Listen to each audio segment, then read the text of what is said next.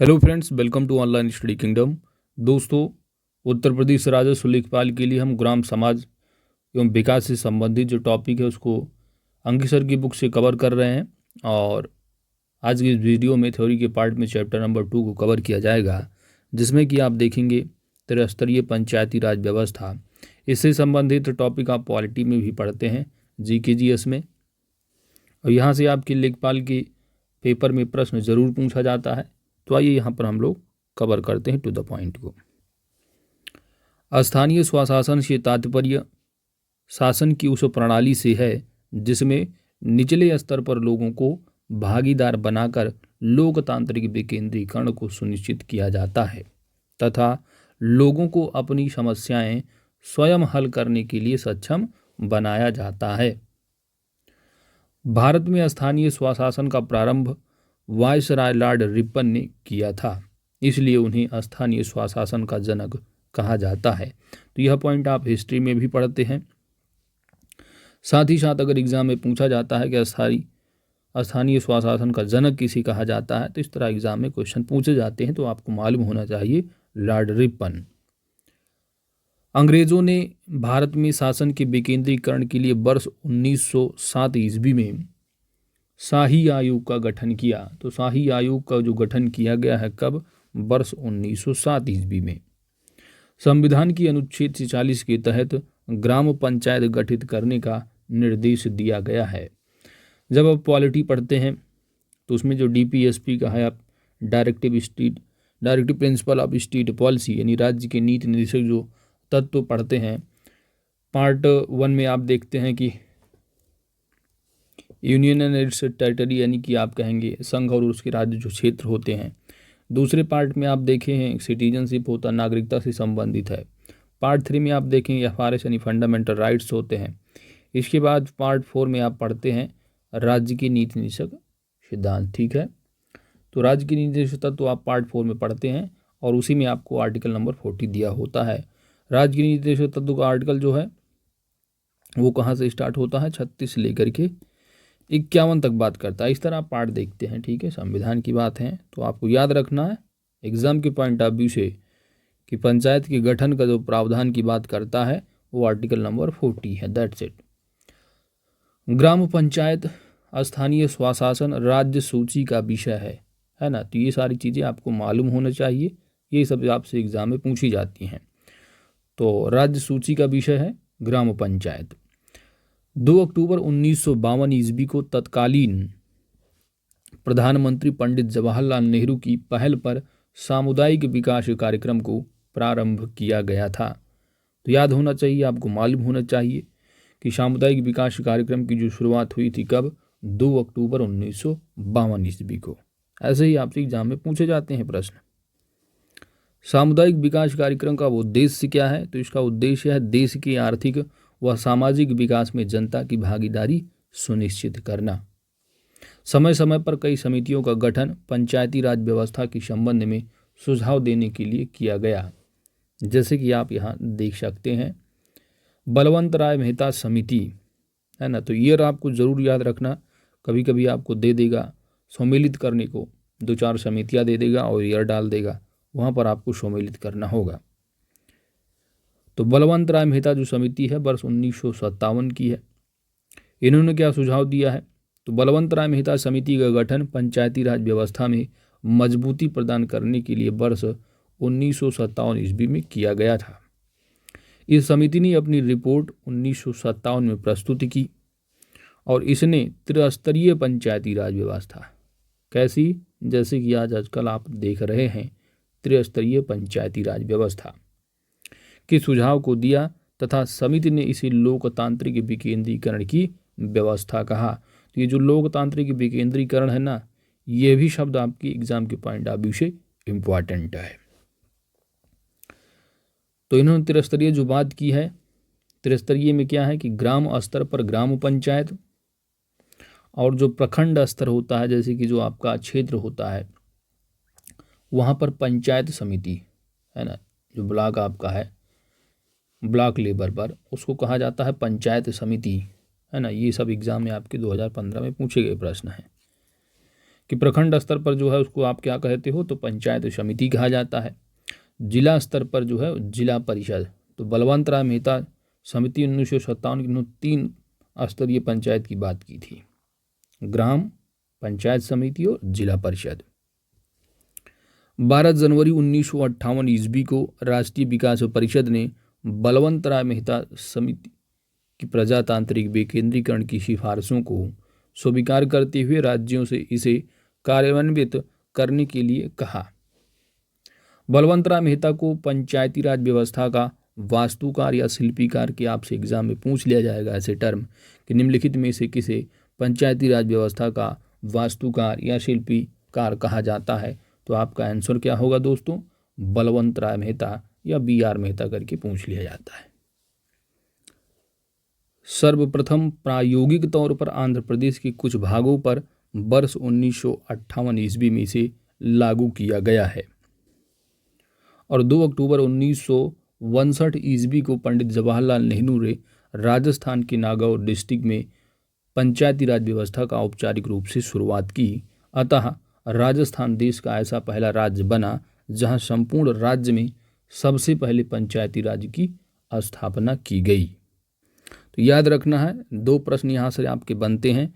पहला इस तरह का बनेगा कि सबसे पहले जो शुरुआत की गई, कहाँ से शुरुआत की गई या इसकी स्थापना कहाँ की गई सबसे पहले, तो नागौर डिस्ट्रिक्ट है राजस्थान का, ठीक है।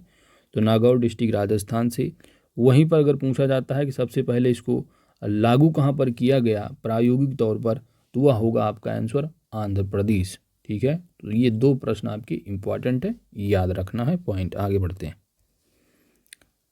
तो नागरथान राजस्थान के बाद इसके बाद देखेंगे तो 1959 में आंध्र प्रदेश, असम, तमिलनाडु और कर्नाटक में, महाराष्ट्र में और गुजरात में जो है 1963 में ये सभी लागू हुए, याद रखना, ठीक है। तो याद रखना है, लागू अगर पूछा जाता है तो आंध्र प्रदेश आपको लगाना है, अगर वहीं पर शुरुआत कहाँ से की गई है तो राजस्थान नागौर डिस्ट्रिक्ट से, ठीक है। ये 2 पॉइंट आपके एग्जाम में पूछे जाते हैं। बलवंत राय मेहता ने त्रिस्तरीय की बात की। अब आते हैं अशोक मेहता। अशोक मेहता समिति 1957 रही है ना, और इनकी कितनी 1977 है। तो अशोक मेहता समिति का गठन 1977 ईस्वी में किया गया और इस समिति में कुल 13 सदस्य थे।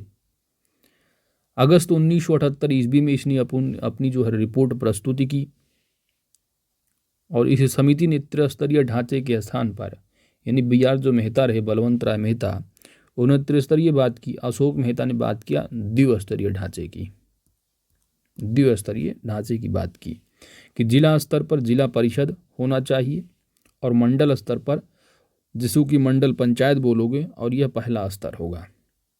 जबकि BR मेहता ने क्या किया कि इन्होंने कहा कि ग्राम स्तर पर जो है ग्राम पंचायत होगी और प्रखंड स्तर पर जो है वो आपका क्षेत्र पंचायत होगा और जो जिला लेवल पर होगा उसे आप जिला परिषद कहोगे, है ना। तो ये BR मेहता ने कहा, लेकिन अशोक मेहता ने द्विस्तरीय बात की, जिला स्तर पर जिला परिषद और मंडल स्तर पर मंडल पंचायत। तो एग्जाम में आपसे पूछा जा सकता है कि निम्नलिखित में से किसने या किस समिति ने जो है वो द्विस्तरीय पंचायत की व्यवस्था की जो है बात की थी, तो आप क्या कहोगे, अशोक मेहता, ठीक है। वैसे आपसे ज़्यादा जो पूछा जाता है वो बलवंत राय मेहता ही पूछा जाता है। इस समिति के अनुसार जिला परिषद को शक्तिशाली बनाकर उसे ही समस्त विकास का कार्यों का केंद्र बिंदु माना जाना चाहिए तथा विकास योजनाओं की तैयारी जिला परिषद द्वारा, क्रियान्वयन मंडल द्वारा, पंचायत द्वारा किया जाना चाहिए। उस समिति की सिफारिशों को अपर्याप्त मानते हुए अस्वीकार कर दिया गया, ठीक है। तो अशोक मेहता की समिति को क्या है, अस्वीकार कर दिया गया, माना नहीं गया। जैसा कि आप जानते हैं त्रिस्तरीय पंचायती राज व्यवस्था है अपने देश में और वो है बलवंत राय मेहता की कमेटी के सुझाव पर। अगला है डॉक्टर GBK रावत समिति 1985 की है। BR मेहता कब की रही, 1957 की, ठीक है। और उसके बाद अशोक मेहता आए, इन्होंने 2 स्तरीय बात की। तो 2 स्तरीय का मतलब 2 और जोड़ दो, इसमें 2 और जोड़ोगे तो कितना हो जाएगा, 5 में 2 जोड़ दोगे, इस तरह थोड़ा लगा लेना दिमाग, तो 1977 हो जाएगा, ठीक है। इसके बाद 1985 में आती है किसकी, जीवी के राव समिति है, ठीक है। तो इन्होंने क्या सुझाव दिया है कि ग्रामीण विकास और गरीबी उन्मूलन के लिए उपयुक्त प्रशासनिक व्यवस्था हेतु सिफारिश करने के लिए 1985 में डॉक्टर जीवी के राव समिति का गठन किया गया था। इस समिति का गठन का योजना की जो सिफारिश रही वो योजना आयोग की ही सिफारिश पर किया गया था। इस समिति का गठन किसकी सिफारिश पर, योजना आयोग की सिफारिश पर। योजना आयोग का जानते हैं आजकल नाम जो है वो नीति आयोग की तरह हो गया है, बिल्कुल है ना, नीति आयोग ही है। प्लानिंग कमीशन को जो है थोड़ा बदल दिया गया, लेकिन सब कुछ वही वैसा ही जैसा है, नीति आयोग। तो याद रखना है कि जो जीवी के राव समिति रही वो कौन से ईयर की है, तो 1985 की रही है। और ये किस योजना, तो ये किसकी सिफारिश पर रही है, तो याद रखना योजना आयोग की सिफारिश पर इसकी जो है इसका गठन किया गया था समिति का, ठीक है। इस तरह प्रश्न पूछे जा सकते हैं और ज़्यादा कुछ खास नहीं, ईयर जरूर याद रखना। समिति ने स्थानीय स्वशासन को संवैधानिक मान्यता प्रदान करने, पंचायती राज संस्थाओं के चुनाव, गैर दलीय आहार और नियमित रूप से कराने, न्याय पंचायतों ग्राम न्यायालयों की गैर यहाँ पर गठित, ठीक है, गठित करने तथा पंचायतों को आर्थिक रूप से आत्मनिर्भर बनाने के लिए वित्तीय संसाधन उपलब्ध कराने की ये सभी जो है बातें रहीं जो इस कमेटी ने जो है अपनी सिफारिश की थी। अगली जो ग्राम पंचायती राज से संबंधित जो समिति रही वो रही पीके थुंगन समिति। किस ईयर की है, तो 1989, ठीक है। ईयर जरूर याद रखना, मिलान करने को पूछा जा सकता है।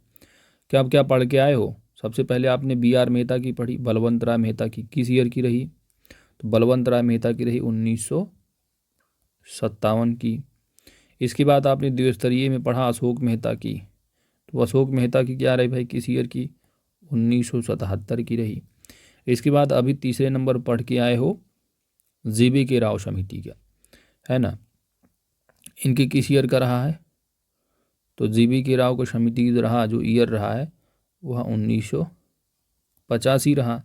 इसके बाद आते हैं पीके थुंगन समिति, तो पीके की कब रही है, 1989। तो ईयर जरूर याद रखना। अब ऐसे प्रश्न पीछे में भी उठा के पूछ लिए जाते हैं, तो बेटर पहले से तो नकल कर ही लेगा। देखो, तो पीके थुंगन समिति 1989 में पीके थुंगन समिति का गठन पंचायती राज संस्थाओं पर विचार करने के लिए किया गया। थुंगन समिति ने भी पंचायती राज संस्थाओं को शक्तिशाली बनाने के लिए उन्हें संवैधानिक दर्जा देने का सुझाव दिया। थुंगन समिति की सिफारिशों के आधार पर 64वां संविधान संशोधन विधेयक लोकसभा में प्रस्तुत किया गया, हालांकि इसे राज्यसभा द्वारा नामंजूर कर दिया गया। तो ये भी क्या है, ये भी जानते हैं कि लागू नहीं हुई। आजकल जो चल रही है BR मेहता ही वाली समिति चल रही है, आप जानते हैं, उन्हीं की सुझाव पर त्रिस्तरीय लेवल पर जो है वो ग्राम पंचायतों का गठन है। अब राज्यसभा द्वारा जो नामंजूर कर दिया गया, उसके बाद कहानी क्या बनती है, इसके बाद यानी तत्पश्चात उसके बाद क्या हुआ, उसके बाद तत्पश्चात पंचायतों संबंधी प्रावधानों के लिए तत्कालीन प्रधानमंत्री द्वारा 73वां संविधान संशोधन विधेयक संसद में लाया गया। 73वां संविधान संशोधन अक्सर एग्जाम में आपसे पूछा जाता है। 20 अप्रैल 1993 ईस्वी को राष्ट्रपति ने इस विधेयक पर अपनी सम्मति प्रदान कर दिया और 24 अप्रैल 1993 से 73वां संविधान संशोधन अधिकतर पूरे देश में लागू हो गया। अतः 24 अप्रैल को राष्ट्रीय पंचायती दिवस, है ना, दिवस के रूप में मनाया जाता है। तो आप जैसा कि जानते ही हैं 24 अप्रैल को जो है हर साल राष्ट्रीय पंचायती दिवस के रूप में मनाया भी जाता है। इसका कारण यही है कि 24 अप्रैल 1993 ईस्वी को 73वें संविधान संशोधन के तहत लगभग पूरे देश में जो है वो पंचायती राज सिस्टम को लागू कर दिया गया, ठीक है। कब, 1993, 24 अप्रैल। कौन सा संविधान संशोधन, 73वां। बार बार अक्सर आपसे एग्जाम में पूछ लिया जाता है। तो देखा आपने 3-4 कमेटियों ने सुझाव दिया, उसके बाद फिर लास्ट में अंततः जो है वो 73वें संविधान संशोधन के तहत लागू कर दिया गया 24 अप्रैल 1993 ईस्वी को।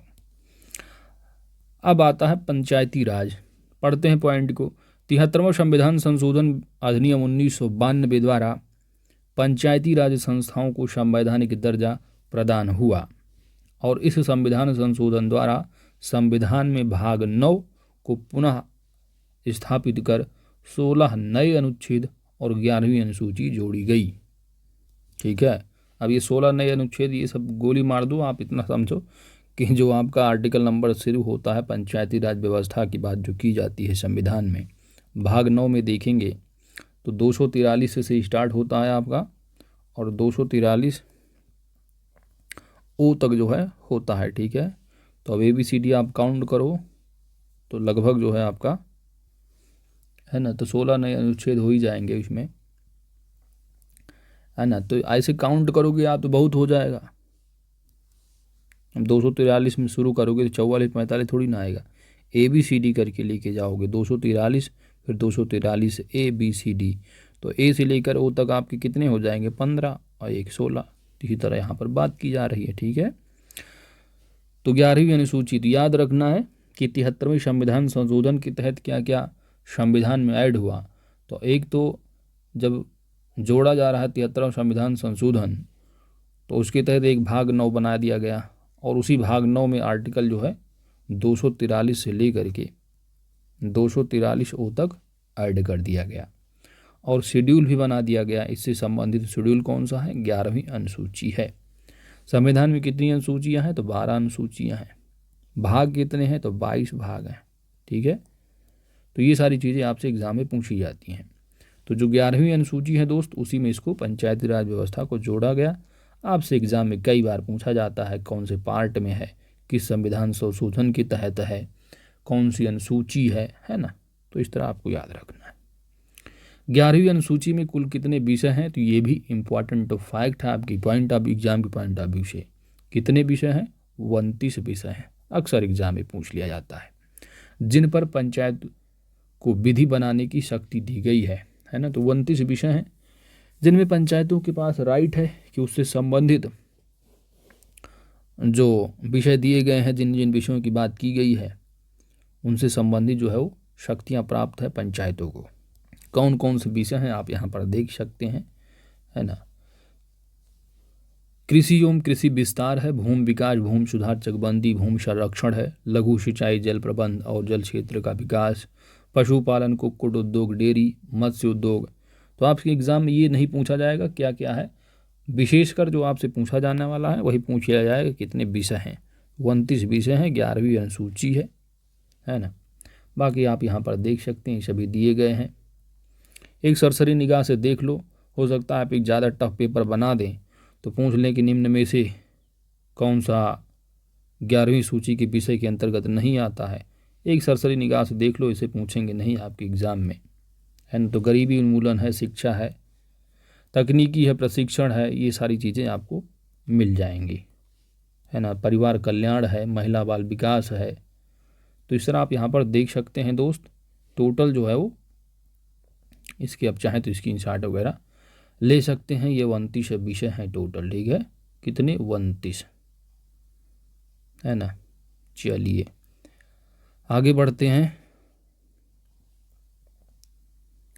हाँ, अगला है कि पंचायती राज संशोधन अधिनियम 24 अप्रैल 1993 को लागू हुआ, इसलिए प्रत्येक वर्ष 24 अप्रैल को पंचायती राज दिवस मनाया जाता है। इस संशोधन का अभिपालन करने वाला पहला जो राज्य रहा है वह मध्य प्रदेश रहा है। ठीक है, तो याद रखना है।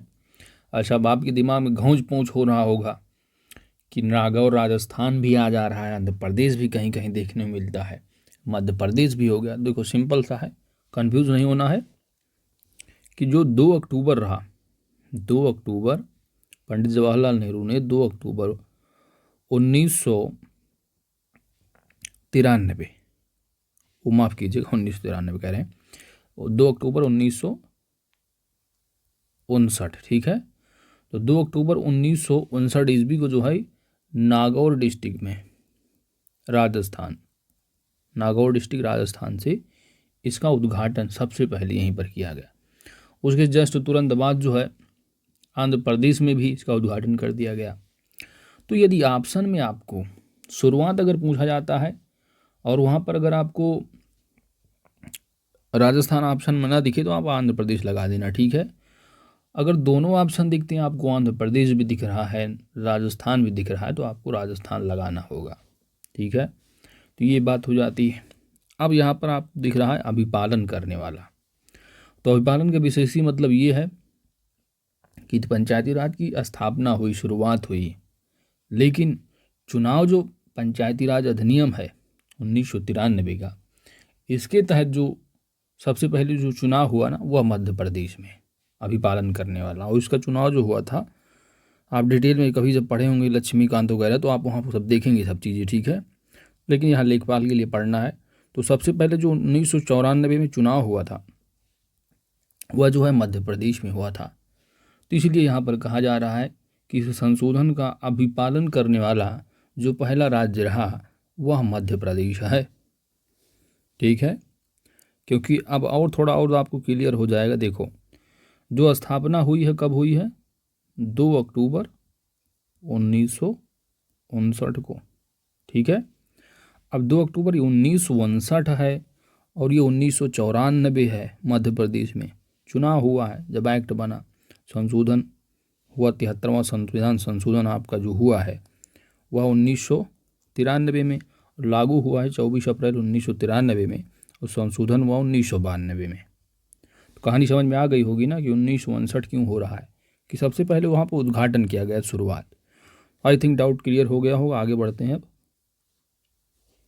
अगला पॉइंट है कि इस अधिनियम यानी जो पंचायती राज अधिनियम है, इसकी मुख्य विशेषता ये है कि अन्य बातों के साथ साथ इसमें सभी स्तरों के पंचायतों के नियमित चुनाव कराने, SC ST व महिलाओं की सीटों का आरक्षण और स्थानीय निकायों की वित्तीय स्थिति को मजबूत बनाने के उपायों के सहित राज्य वित्त आयोग एवं राज्य निर्वाचन आयोग का प्रावधान भी किया गया है, ठीक है, ठीक है। तो याद रखना है, जो राज्य वित्त आयोग है वो जो है उसकी गाइडेंस जो है देता है सेंट्रल गवर्नमेंट को, और उसी के बिहार पर जो बजट ऑर्डर वगैरह आते हैं, कहाँ कितना बजट जाना है, ये सारी चीज़ें फाइनेंस कमीशन का होता है, ठीक है। तो उसी तरह जो गांव में ग्राम प्रधानों के पास फंड जाता है या जिला पंचायत अध्यक्ष जो होते हैं, ब्लॉक लेवल पर देखेंगे तो जो आपके ब्लॉक प्रमुख हो जाते हैं, इनको जो फंड जाता है वो फाइनेंस कमीशन ही सजेस्ट करता है।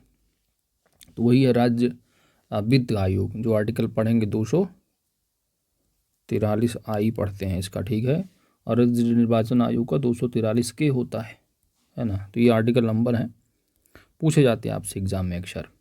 तो वही बात यहाँ पर की जा रही है। और जो SC ST और ये सब जो आरक्षण है महिलाओं के लिए है ना, ये आपके आर्टिकल नंबर 243D में आते हैं। ये सारी चीज़ें आप पॉलिटी में अच्छे से कवर करते हैं। अगला पॉइंट है कि पंचायती राज का जो प्रधान उद्देश्य है, मुख्य उद्देश्य है, वह ग्रामवासियों में शक्तियों का विकेंद्रीकरण कर, ठीक है। तो आपसे एग्जाम में पूछ लिया जाता है कि निम्नलिखित में से पंचायती राज का मुख्य उद्देश्य क्या है, तो जो उसमें आपको दिखेगा शक्तियों का विकेंद्रीकरण, वही आपका सही आंसर हो जाएगा, ठीक है। तो उन्हें विकास मूलक प्रशासन में भागीदारी के योग्य बनाना और गाँव को सामाजिक व आर्थिक न्याय प्रदान करना है। आर्टिकल नंबर 40 में यह प्रावधान है कि राज्य ग्राम पंचायतों के गठन के लिए कदम उठाएगा। तो दोस्तों, पंचायती राज सिस्टम से आपने कुछ आर्टिकल संबंधित देखे अक्सर एग्जाम में आपसे पूछे जाते हैं। तो एक तो आर्टिकल नंबर 40 आपका हो जाता है, जो कि राज्य की जिम्मेदारी होती है कि ग्राम पंचायतों के गठन का जो है वो के लिए कुछ महत्वपूर्ण कदम उठाएगा। तो आर्टिकल 40 की बात की जाती है। 243 में आप डी में क्या देखें, महिलाओं की सीट के आरक्षण, SC ST की बात की जाती है आरक्षण की, है ना। इसके साथ और आर्टिकल आपने 243 एक आई है जो कि फाइनेंस कमीशन की बात करता है, वित्त आयोग, और 243 के है जो कि आपका राज्य निर्वाचन आयोग की बात करता है ना। जो आपकी क्षेत्र पंचायत प्रमुख हो गए और जिला पंचायत अध्यक्ष के चुनाव और साथ ही साथ जो ग्राम पंचायत के चुनाव होते हैं, इनकी जो जिम्मेदारी है वो राज्य निर्वाचन आयोग ही करवाता है, ठीक है, चुनाव। ना कि जो सेंटर जो केंद्र वित्त वो जो आपका भारत सरकार का है।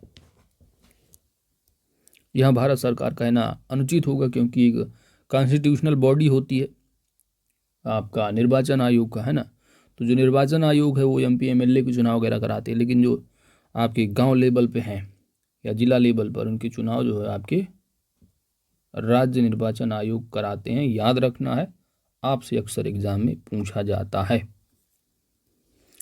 अगला पॉइंट है आपका ग्राम सभा। तो ग्राम सभा कोई निर्वाचित निकाय होकर राज्यपाल द्वारा अधिसूचित गांव या गांव का समूह होता है, और इस अधिनियम के द्वारा ग्राम सभा को संवैधानिक दर्जा दिया गया है। किसी ग्राम की निर्वाचक नामावली में दर्ज नामों वाले व्यक्तियों को सामूहिक रूप से ग्राम सभा कहा जाता है। तो यह जो पॉइंट है आपके लिए मोस्ट इम्पॉर्टेंट पॉइंट है। ये आपसे पूछा जाता है कि ग्राम सभा का तात्पर्य क्या है। तो आप क्या कहोगे, जो ऑप्शन में दिखेगा आपको कि निर्वाचक नामावली में दर्ज नाम वाले व्यक्तियों को सामूहिक रूप से ग्राम सभा कहा जाता है। आर्टिकल नंबर 243A में लिखा है कि ग्राम सभा ग्राम के स्तर पर ऐसे शक्तियों का प्रयोग और ऐसे कार्यों को करेगी जो राज्य विधानमंडल विधि द्वारा उपबंधित हो। तो सिंपल सी बात कहने का मतलब ये है कि जो गांव स्तर पर यानी जो ग्राम सभा है उनसे संबंधित जो किस तरीके से जो है कार्य होंगे, किस तरह ग्राम प्रधान वगैरह काम करेंगे, ग्राम स्तर पर किस तरह का काम किया जाएगा, वहाँ ग्राम सभा की क्या शक्तियाँ होंगी। तो आप जैसे कि जानते हैं कभी कभी अभी हाल ही में यूपी में चुनाव होने वाला था, तो ये सुनाई पड़ रहा था कि अब तो यही होगा कि जिनके पास 2 बच्चे होंगे वही चुनाव लड़ पाएंगे, है ना। ये सब बड़ी सब जो कानून वगैरह बनते हैं कहाँ बनेंगे, ये जो MLA हैं चुन के आते हैं विधानसभा में, यही लोग यहाँ पर पास करते हैं बिल को, फिर एक्ट बना देते हैं, कानून बना देते हैं। तो वही जो है पूरे गांव या आप कह सकते हैं पूरे उत्तर प्रदेश में लागू हो ही जाती है।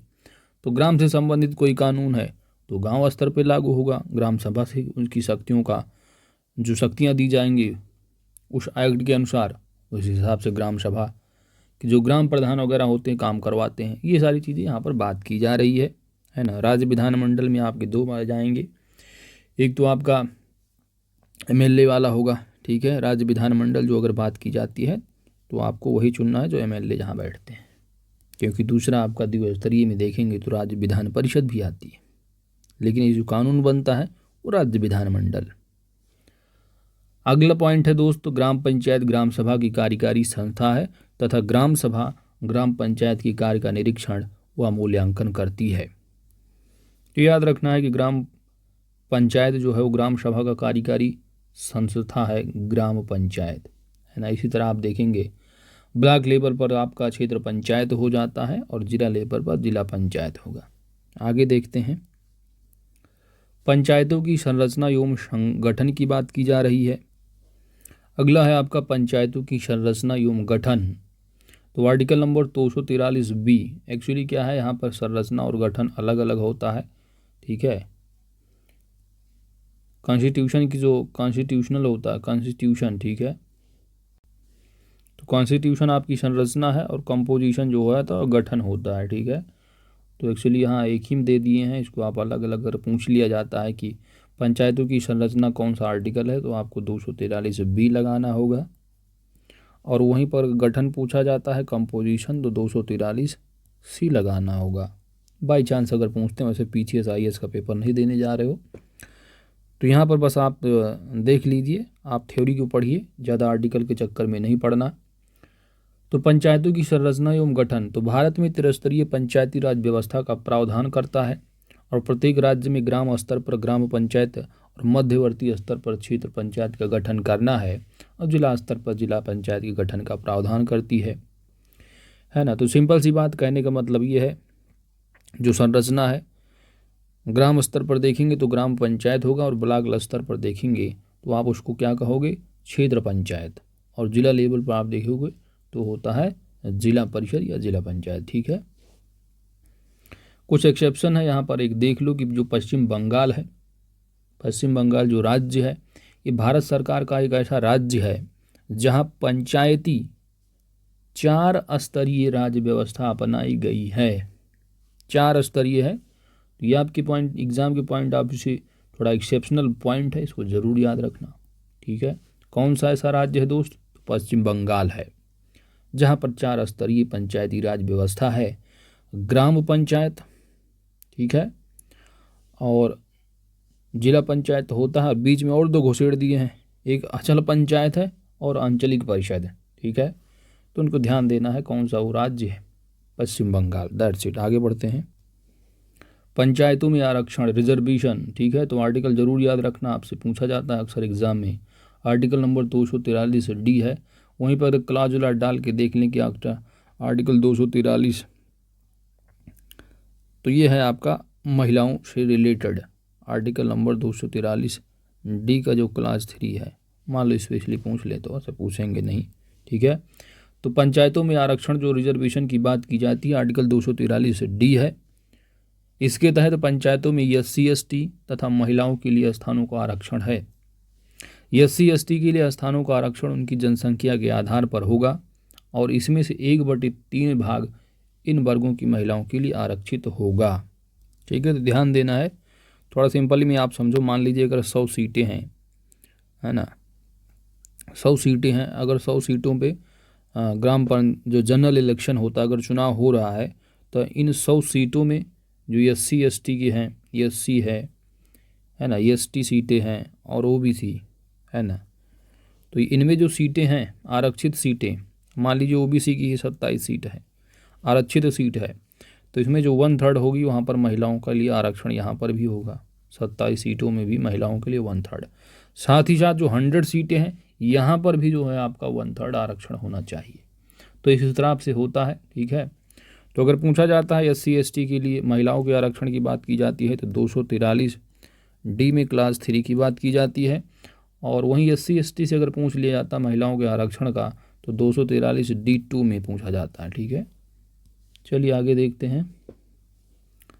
83वां संविधान संशोधन, तो 83वां संविधान संशोधन 2000 की तहत पंचायती राज संस्थाओं में अनुसूचित जाति के लिए आरक्षण का प्रावधान न करने की छूट प्रदान की गई है।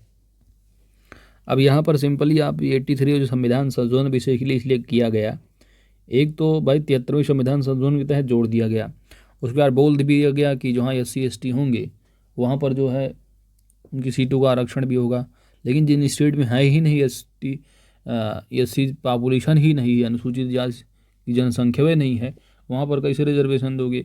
वही बात कह के यहाँ पर अमेंडमेंट कर दिया गया 83वें के तहत। ठीक है, जैसे कि एग्जाम्पल के तौर पर आप देख सकते हैं जो अरुणाचल प्रदेश है इसमें कोई भी SC जो है नहीं होने के कारण वहाँ पर यह छूट प्रदान की गई है। ठीक है, तो एग्जाम में पूछा जाता है कि निम्नलिखित में से पंचायती राज व्यवस्था अधिनियम के तहत या पंचायती राज व्यवस्था के तहत निम्न में से किस स्टेट में SC के लिए कोई आरक्षण नहीं है? तो आप क्या कहोगे? अरुणाचल प्रदेश। अगला पॉइंट है कि महिलाओं के लिए आरक्षण की कोई समय सीमा निर्धारित नहीं होगी। ठीक है, तो ये सारी चीज़ें रोटेशन के हिसाब से चलती रहती हैं, है ना, ये ज़रूरी नहीं। जैसे कि MP MLA में आप देखते हैं कि SC ST के लिए सीटें फिक्स हो गई तो फिक्स हो गई, वो कभी 10 साल की रिजर्व हो गई तो 20 साल के लिए रिजर्व हो गई, ये सारी चीज़ें चलती हैं। ठीक है, तो इसी तरह यहाँ पर बात की जा रही है कि जो महिलाएं हैं इनकी आरक्षण के लिए कोई समय सीमा निर्धारित नहीं होगी। और एक बार और है, एक जान लेना है आपको कि ग्राम जो सभा है ना, ग्राम सभा के इलेक्शन हो या सिंपल सी आप समझिए बात कि जो पंचायती राज सिस्टम है जिसमें कि त्रिस्तरीय है, जो ग्राम प्रधान की सीटें हो गई, ब्लॉक प्रमुख की सीटें हो गई और जिला पंचायत अध्यक्ष की सीटें, इसमें जो है महिलाओं के आरक्षण की बात की गई है संविधान में अपने। लेकिन वहीं पर यदि आपके विधायकों के चुनाव हो गए, यानी MP MLA के जो चुनाव होते हैं विधायकी और सांसदी के, इनके लिए महिलाओं का आरक्षण की कोई बात नहीं कही गई संविधान में। ठीक है, अक्सर एग्जाम में पूछा जाता है, बात उठी थी कभी, और अभी भी जो है महिलाओं की सशक्तिकरण की नेता लोग बहुत बात करते हैं, लेकिन बिल जो है अभी तक पेंडिंग है, पास ही नहीं हो पाया है महिलाओं के आरक्षण के लिए। ठीक है, ये सारी चीज़ें हैं। आगे बढ़ते हैं। पिछड़े वर्गों के लिए आरक्षण का जो फैसला है वो राज्य की विधानमंडल की स्वाविवेक पर है। महिलाओं के लिए प्रत्येक पंचायत में 1/3 स्थान आरक्षित हैं। राज्य विधानमंडल चाहे तो इस संख्या को बढ़ा सकती है, लेकिन कम नहीं कर सकती। संविधान में 1/3 लिखा है, नॉट लेस देन 1/3, ठीक है। तो इसलिए 1/3 से कम नहीं कर सकती है। अब किसी किसी स्टेट में आप देखेंगे वहाँ पर 50% भी रिजर्वेशन जो है महिलाओं का, ग्राम पंचायत इलेक्शन वगैरह जो पंचायत के होते हैं। ग्राम पंचायत बोला जाए तो समझ लीजिए आप तीनों को, जिला पंचायत अध्यक्ष वाली सीटें, ब्लॉक प्रमुखी वाली भी सीटें, ग्राम प्रधानों की भी सीटें, ठीक है। अगला पॉइंट है कि उल्लेखनीय है कि उत्तर प्रदेश राज्य विधानमंडल ने सन 2000 में पंचायत राज अधिनियम 1947 में संशोधन कर अन्य पिछड़े वर्गों के लिए आरक्षण का प्रावधान किया सन 2000 में। तो यह जरूर याद रखना। आगे बढ़ते हैं। अगला पॉइंट है जो पंचायतों का ड्यूरेशन है, कार्यकाल है। तो पंचायतों का ड्यूरेशन, कार्यकाल अगर पूछा जाता है आर्टिकल, तो आर्टिकल 243 ई है, ठीक है, 243 ई। पंचायतों का जो कार्यकाल है वो प्रथम अधिवेशन की तिथि से 5 वर्ष के लिए निर्धारित है, ठीक है। कहाँ से? प्रथम अधिवेशन से। आपके ऑप्शन में मिलेगा आपको, वहाँ से ऑप्शन में डाल देंगे कि जिस दिन चुनाव जीते, सर्टिफिकेट जीत का मिल गया उस दिन से, या प्रथम अधिवेशन की तिथि से 5 वर्ष, ठीक है। याद रखना है कि जब चुनाव वगैरह जो प्रधान, ब्लॉक प्रमुख, जिला पंचायत जो चुने जाते हैं, तो सर्टिफिकेट मिल गया, वहाँ से 5 साल नहीं, प्रथम अधिवेशन होता है, शपथ वपथ दिलाई जाती है। अब जैसे कि जो कुछ बीटीसी वगैरह जीत जाते हैं तो ब्लॉक लेवल पर जाते हैं, वहाँ अपना शपथ वपथ लेते हैं।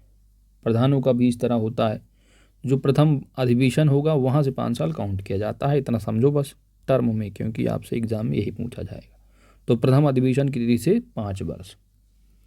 यदि इससे पहले पूर्व में ही भंग किया गया है तो 6 माह की अवधि की पूर्व ही पुनः जो है चुनाव करा लिया जाना चाहिए।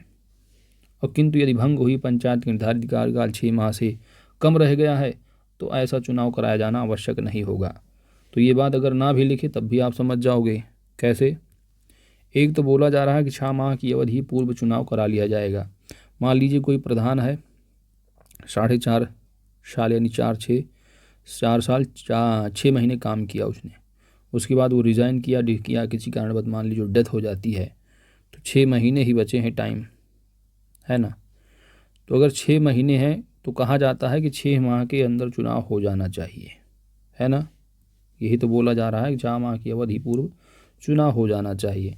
लेकिन वैसे भी अगर 4 साल 8 महीने अगर काम किया और 4 महीने बच रहे हैं, तो वैसे भी 4 महीने बाद इलेक्शन ही हो जाएगा, तो 6 महीने के अंदर होना ही चुनाव तो हो ही जाएगा। तो इस लाइन की अगर ना भी लिखें तब भी आप समझ जाओगे, ठीक है। तो याद रखना एग्ज़ाम के पॉइंट आप भी इतना ही कि 6 माह के अंदर अगर टाइम है तभी चुनाव होगा, और 6 माह से अगर कम समय है तो चुनाव होना ज़रूरी नहीं है, उपचुनाव। अगला पॉइंट है सदस्यों के लिए योग्यता। तो कोई व्यक्ति किसी पंचायत का सदस्य निर्वाचित होने या सदस्य बने रहने के लिए अयोग्य होगा यदि वह किसी प्रवृत्त विधि के अधीन संवर्धित राज्य विधानमंडल के लिए निर्वाचित होने के लिए अयोग्य है, या 21 वर्ष की आयु से कम हो और राज्य विधानमंडल द्वारा बनाई गई किसी विधि के अधीन अयोग्य घोषित कर दिया हो गया हो। जैसे कि इस बार जब उत्तर प्रदेश के जो पंचायती सिस्टम के अधीन जो चुनाव होने वाले थे, प्रमुखी की, जिला पंचायत अध्यक्ष, ग्राम प्रधान की, तो आपने खबरें देखी होंगी। अब जिनके 2 बच्चे होंगे वही चुनाव लड़ेंगे। अब ऐसा कानून आ रहा, लेकिन उससे पहले कोरोना आ गया, तो ये सारी चीज़ें चलती रहीं। तो वहीं पर ये बात की जा रही है कि राज्य विधानमंडल, यानी अगर उत्तर प्रदेश विधानमंडल के तहत अगर कोई कानून बना दिया जाता कि 2 ही बच्चे वाले अब चुनाव लड़ेंगे, प्रधानी के नहीं लड़ पाएंगे और आगे, तो वही चीज़ यहाँ पर की जा रही है कि राज्य विधानमंडल द्वारा बनाई गई किसी विधि के अधीन अयोग्य घोषित कर दिया गया हो, ठीक है। तो यह पॉइंट हो गया। और 21 वर्ष से अगर कम आयु है तो वैसे भी डिस्क्वालीफाई, और साथ ही साथ जो राज्य विधानमंडल की निर्वाचित होने के लिए अयोग्य है, यानी जो विधायकी चुनाव लड़ने के लिए अयोग्य हैं तो वो भी अयोग्य माने ही जाएंगे, बशर्ते जो आयु है वो 25 वर्ष MLA के लिए ले ली जाती है, 21 वर्ष गाँव वालों के लिए, ठीक है। वही बात की जा रही है। तो ये चीज़ें शर्तें हैं, याद रखना है। यहाँ पर आर्टिकल नहीं दिया, अगर मान लो आर्टिकल वगैरह पूछा जाता है तो याद रख लो दोस्त, जो डिस्क्वालिफिकेशन का आर्टिकल है 243 यफ है, ठीक है। ए में आपने देखा ड्यूरेशन का रहा है, डी में आपने देखा रिजर्वेशन का रहा है। ग्राम सभा का नहीं बताया गया, यहाँ पर अगर पूछ लिया जाए तो याद रख लो, ग्राम सभा का जो आर्टिकल है आपका 243 ए में पूछा जाता है। ठीक है, चलो ज़्यादा नहीं, आगे बढ़ते हैं। अब बात करते हैं नगरीय स्वशासन, जो नगर पालिकाएँ हैं, है ना। ग्राम पंचायत के बाद अब जैसे शहरों में जो होती हैं नगर पालिकाएँ, उनसे संबंधित हैं। तो भारत में नगरीय शासन व्यवस्था भी प्राचीन काल से ही प्रचलन में रही है तथा इसे कानूनी रूप से सर्वप्रथम 1987-88 में दिया गया, जब ब्रिटिश सरकार द्वारा मद्रास शहर के लिए नगर निगम नामक स्थान संस्था की स्थापना की गई। जैसे कि आप 1200 MCQ में अभी आप पढ़े होंगे, क्वेश्चन वहाँ पर आपको देखने को मिलेगा कि सबसे पहले जो नगर निगम की स्थापना की गई भारत में कहाँ पर, तो वो मद्रास शहर रहा है। ठीक है, मद्रास नगर निगम की पहली स्थापना हुई। बाद में उसके बाद 1726 में ईस्वी में चार्टर अधिनियम के तहत मद्रास के बाद फिर कलकत्ता तथा मुंबई, तीनों महानगरों में नगर निगमों की स्थापना की गई तथा स्थानीय स्वशासन संस्थाओं को वैधानिक अधिकार प्रदान किया गया। इसके बाद क्या है कि भारत शासन अधिनियम 1919 में नगरीय प्रशासन को हस्तांतरित करके विषय सूची में शामिल किया गया और स्वतंत्रता के बाद 74वें संविधान संशोधन अधिनियम 1992 के द्वारा नगरीय शासन के संबंध में संवैधानिक दर्जा दिया तथा संविधान में भाग 9 का जोड़ा गया। ठीक है, अब ग्राम पंचायत में आप देख रहे हैं 73वां संविधान संशोधन रहा और भाग 9 रहा। अब 74वां रहा तो भाग 9 का होगा। ठीक है, 9A। आगे बढ़ते हैं। जिस तरह आपने ग्राम पंचायतों के गठन की बात की, इसी तरह यहाँ पर नगर पालिकाओं के गठन की बात की जा रही है। तो नगर पालिका परिषद दैट इज म्यूनिसिपल काउंसिल का गठन छोटे नगरीय क्षेत्रों के लिए किया जाता है, जबकि बड़े नगरों के लिए नगर निगम दैट इज म्यूनिसिपल कॉरपोरेशन का गठन किया जाता है। तो अगर छोटा है भाई, छोटे नगर हैं तो उनके लिए काउंसिल होगी, म्यूनिसिपल काउंसिल, नगर पालिका परिषद, और बड़े अगर नगर हैं तो उनको नगर निगम होगा, कॉरपोरेशन। ठीक है, किंतु ऐसे नगरीय क्षेत्र जिसे राज्यपाल द्वारा औद्योगिक नगरीय घोषित किया गया है, नगर पालिका का गठन नहीं किया जाएगा। और यह बात आर्टिकल नंबर 243 द में बात की गई है। ठीक है, इंग्लिश में इसको देखोगे तो 243 आर होगा। ठीक है, चलो, दैट इज बात की जाती है नगर पालिकाओं के गठन की। ठीक है,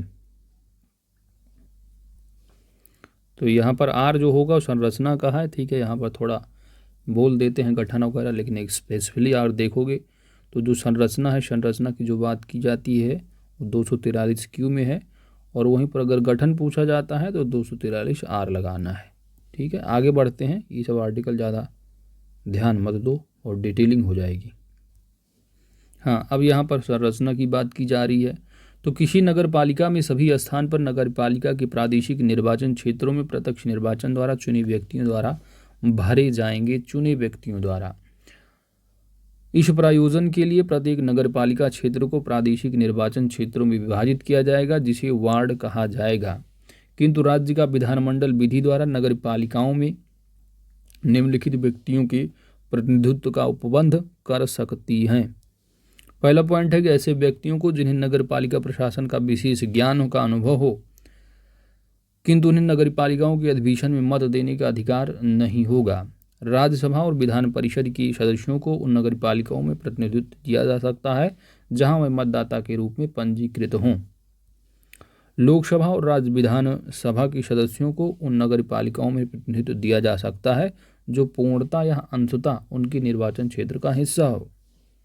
वार्ड समितियों के अध्यक्षों का ध्यातव्य है कि ऐसे नगर पालिका जिनकी जनसंख्या 3 लाख या उससे अधिक है, 3 लाख या उससे अधिक है, के प्रादेशिक क्षेत्र के भीतर या एक अधिक वार्ड को मिलाकर वार्ड समितियों का गठन किया जाता है।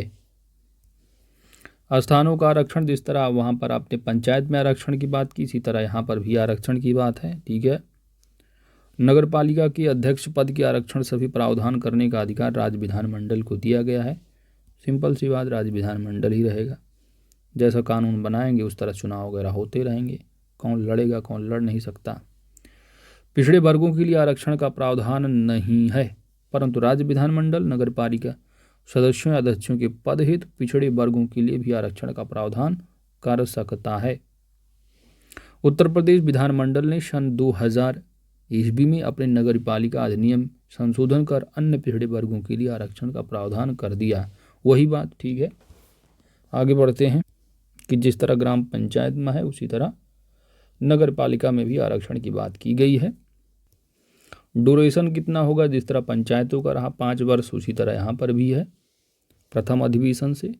और जो विघटन का टाइम है 6 महीने के अंदर अगर हो जाता है, अगर 1 साल यानी 4 साल रहे उसके बाद 4 साल बाद इस्तीफा दे देते हैं तो बीच में उपचुनाव होना ज़रूरी हो जाता है। लेकिन 6 माह से कम टाइम है, 4.5 साल के बाद अगर इस्तीफा दे देते हैं तो चुनाव ना होना ज़रूरी नहीं है, उपचुनाव। ठीक है, वही बात यहाँ पर की जाती है। आगे बढ़ते हैं। अगला है नगर पालिका सदस्यों की अयोग्यता है।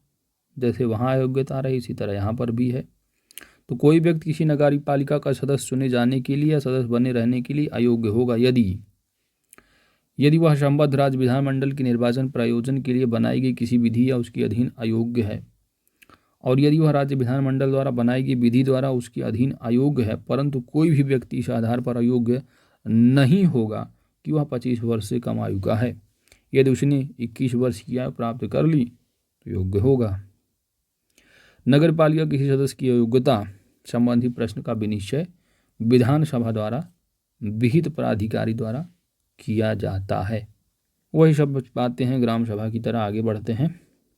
अगला पॉइंट है कि इनका भाई निर्वाचन कौन कराएगा। जिस तरह गांव वाले होते हैं इसी तरह इनके भी कराए जाते हैं निर्वाचन।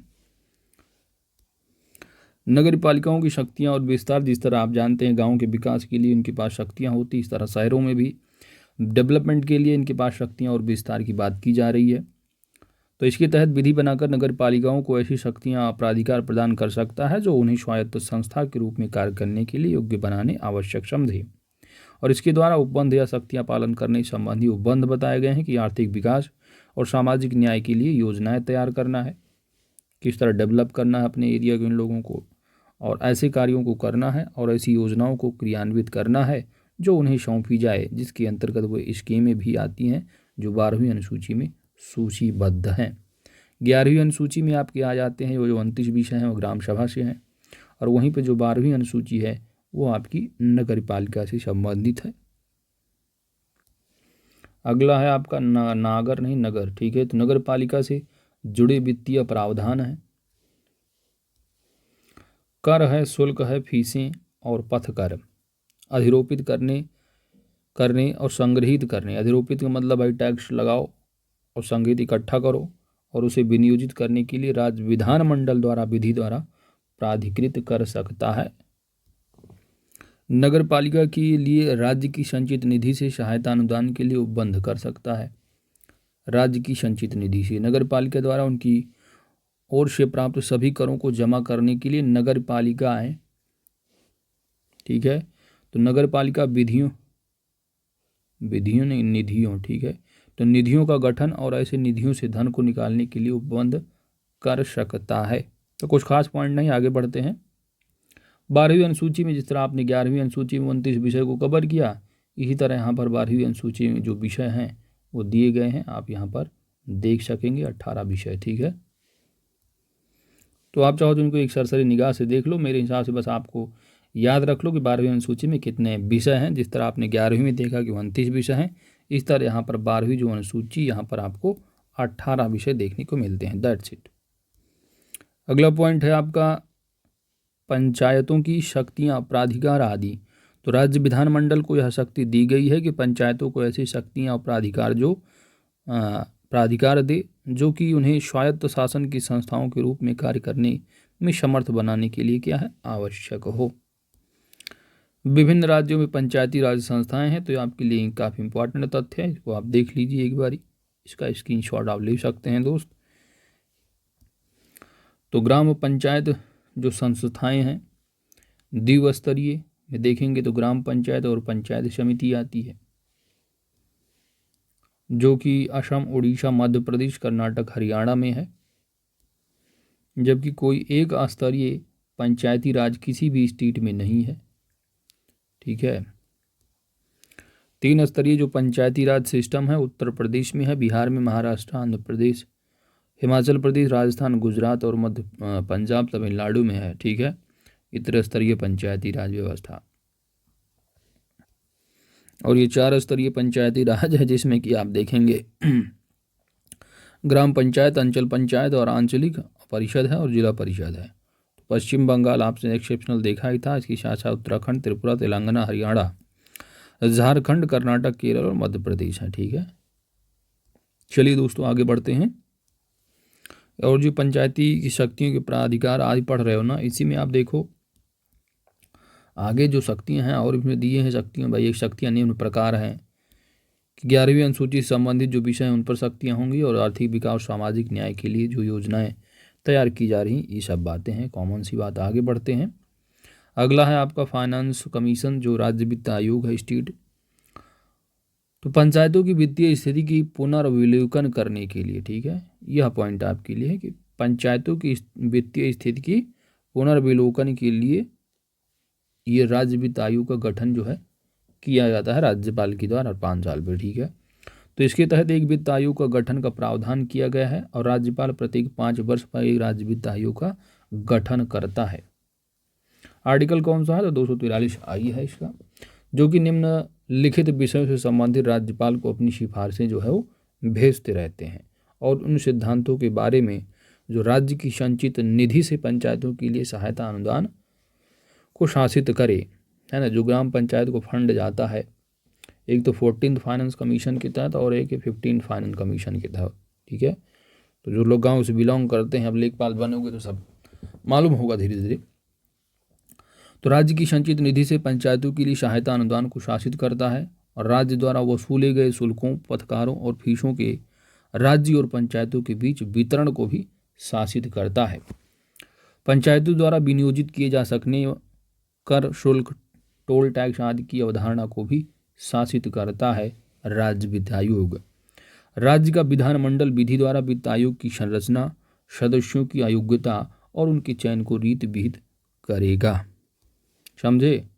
मतलब ये है कि जो राज्य विधानमंडल है, राज्य विधानमंडल के तहत कोई कानून अपना पेश कर दें, बना दें, क्योंकि राज्य वित्त आयोग है तो कॉन्स्टिट्यूशनल बॉडी, लेकिन राज्य विधानमंडल के तहत इसमें जो है उनकी संरचना और उनकी सदस्यों की अयोग्यता और उनके चयन की रीति को क्या है, विहित करेगा अपने हिसाब से। जिस हिसाब से कानून बनाए उस हिसाब से संरचना होगी, उनके कौन सदस्य होंगे, कौन योग्य होंगे, कौन नहीं होंगे, ये सभी जो है वो राज्य विधानमंडल के तहत हो सकेगा, है ना। तो याद रखना है, उन्होंने पूछ लिया कि राज्य वित्त आयोग की सदस्यों की योग्यता से संबंधित कौन छेड़छाड़ कर सकता है, वहाँ पर डाल दे आपके ऑप्शन में। संसद हो गया, राज्य विधानमंडल, या राष्ट्रपति या राज्यपाल। तो आप क्या लिखोगे? आंसर क्या होगा आपका? राज्य विधानमंडल। अगला भाई राज्य निर्वाचन आयोग है 243 के। तो इसके तहत एक राज्य निर्वाचन आयोग के गठन का प्रावधान है। राज्य निर्वाचन आयोग निर्वाचक नामावली तैयार करना, निर्वाचकों के संचालन का अधीक्षण, निर्देशन व नियंत्रण की शक्ति प्रदान की गई है राज्य निर्वाचन आयोग को। राज्य निर्वाचन आयोग में एक निर्वाचन आयुक्त होता है और जो राज्यपाल द्वारा नियुक्त किया जाता है। राज्य निर्वाचन आयोग की सेवा शर्तें व पदावधि जो है वो राज्यपाल के द्वारा निर्धारित की जाती है।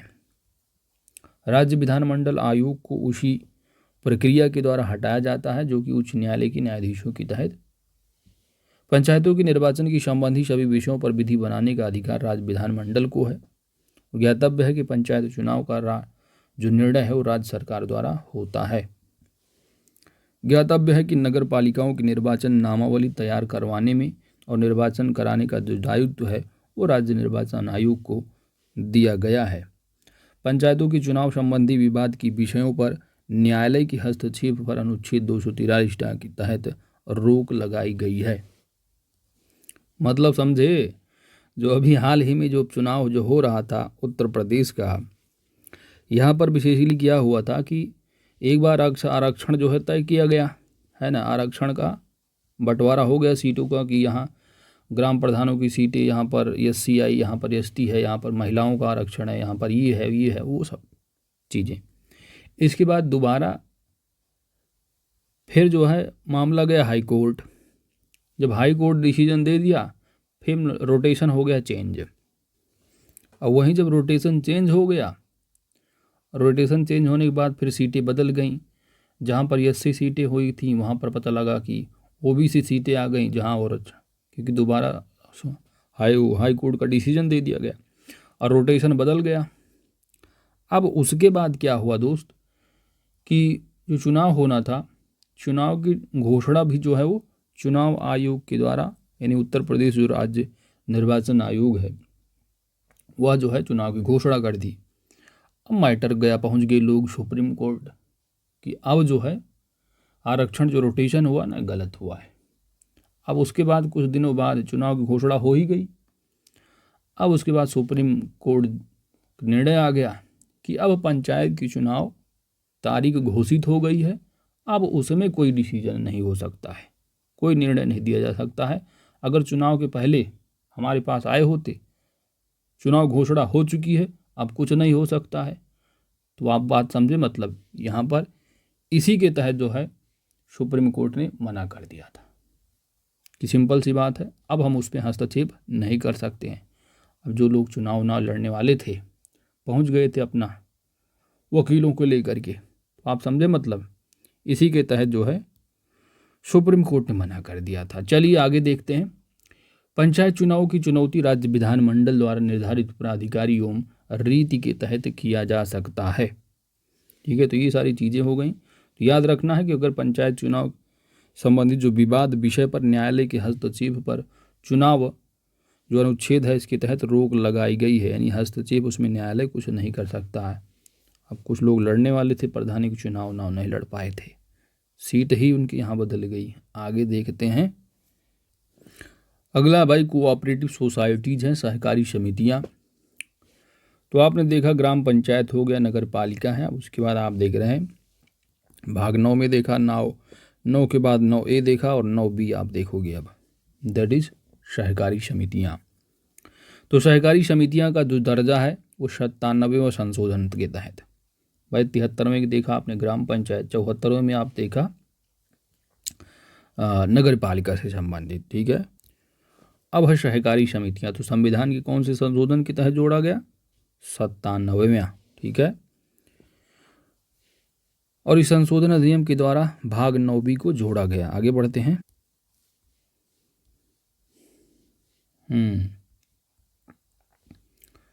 इस भाग में, यानी किस भाग में? 9B में। तो 9B में आर्टिकल नंबर 243 ZH से लेकर के ZN तक सहकारी समितियों के बारे में प्रावधान किया गया है। आगे बढ़ते हैं, कुछ इम्पोर्टेंट आर्टिकल दे रखे हैं सहकारी समितियों से संबंधित। ठीक है, तो ये सारी चीज़ें आप यहाँ पर देख सकते हैं। आर्टिकल इतने इम्पोर्टेंट नहीं है, बस सहकारी समितियों से संबंधित आपको याद रखना है। 97 संशोधन 2011 के तहत इसको जोड़ा गया। साथ ही साथ पार्ट कौन सा है? तो पार्ट 9B है। दैट्स इट, इतना ही पूछा जाता है। आगे बढ़ते हैं। तो सामुदायिक विकास कार्यक्रम जो आरंभ किया गया और 2 अक्टूबर 1952 ईस्वी को। सामुदायिक विकास कार्यक्रम का जो मुख्य उद्देश्य है देश की आर्थिक एवं सामुदायिक विकास में जनता की भागीदारी सुनिश्चित करना है। बलवंतराय मेहता समिति का गठन कब किया गया है? तो वर्ष 1957 ईस्वी में। किस समिति ने सर्वप्रथम भारत में त्रिस्तरीय पंचायती राज व्यवस्था की सिफारिश की थी? तो सिंपल सी बात है, 57 में जो है आए थे सबसे पहले BR मेहता। फिर 77 में 2 स्तरीय बात करने वाले आ गए थे अशोक मेहता। 77 के बाद 1985 में आ गए थे GBK राव। 85 के बाद फिर 87 में पहुंच गए थे LM सिंह भी। ठीक है, आगे बढ़ते हैं। बलवंतराय मेहता द्वारा सुझाए गए पंचायती राज की 3 स्तरीय संस्थाएं कौन कौन सी हैं? तो ग्राम पंचायत है और पंचायत समिति ब्लॉक स्तर पर और जिला स्तर पर जिला परिषद है।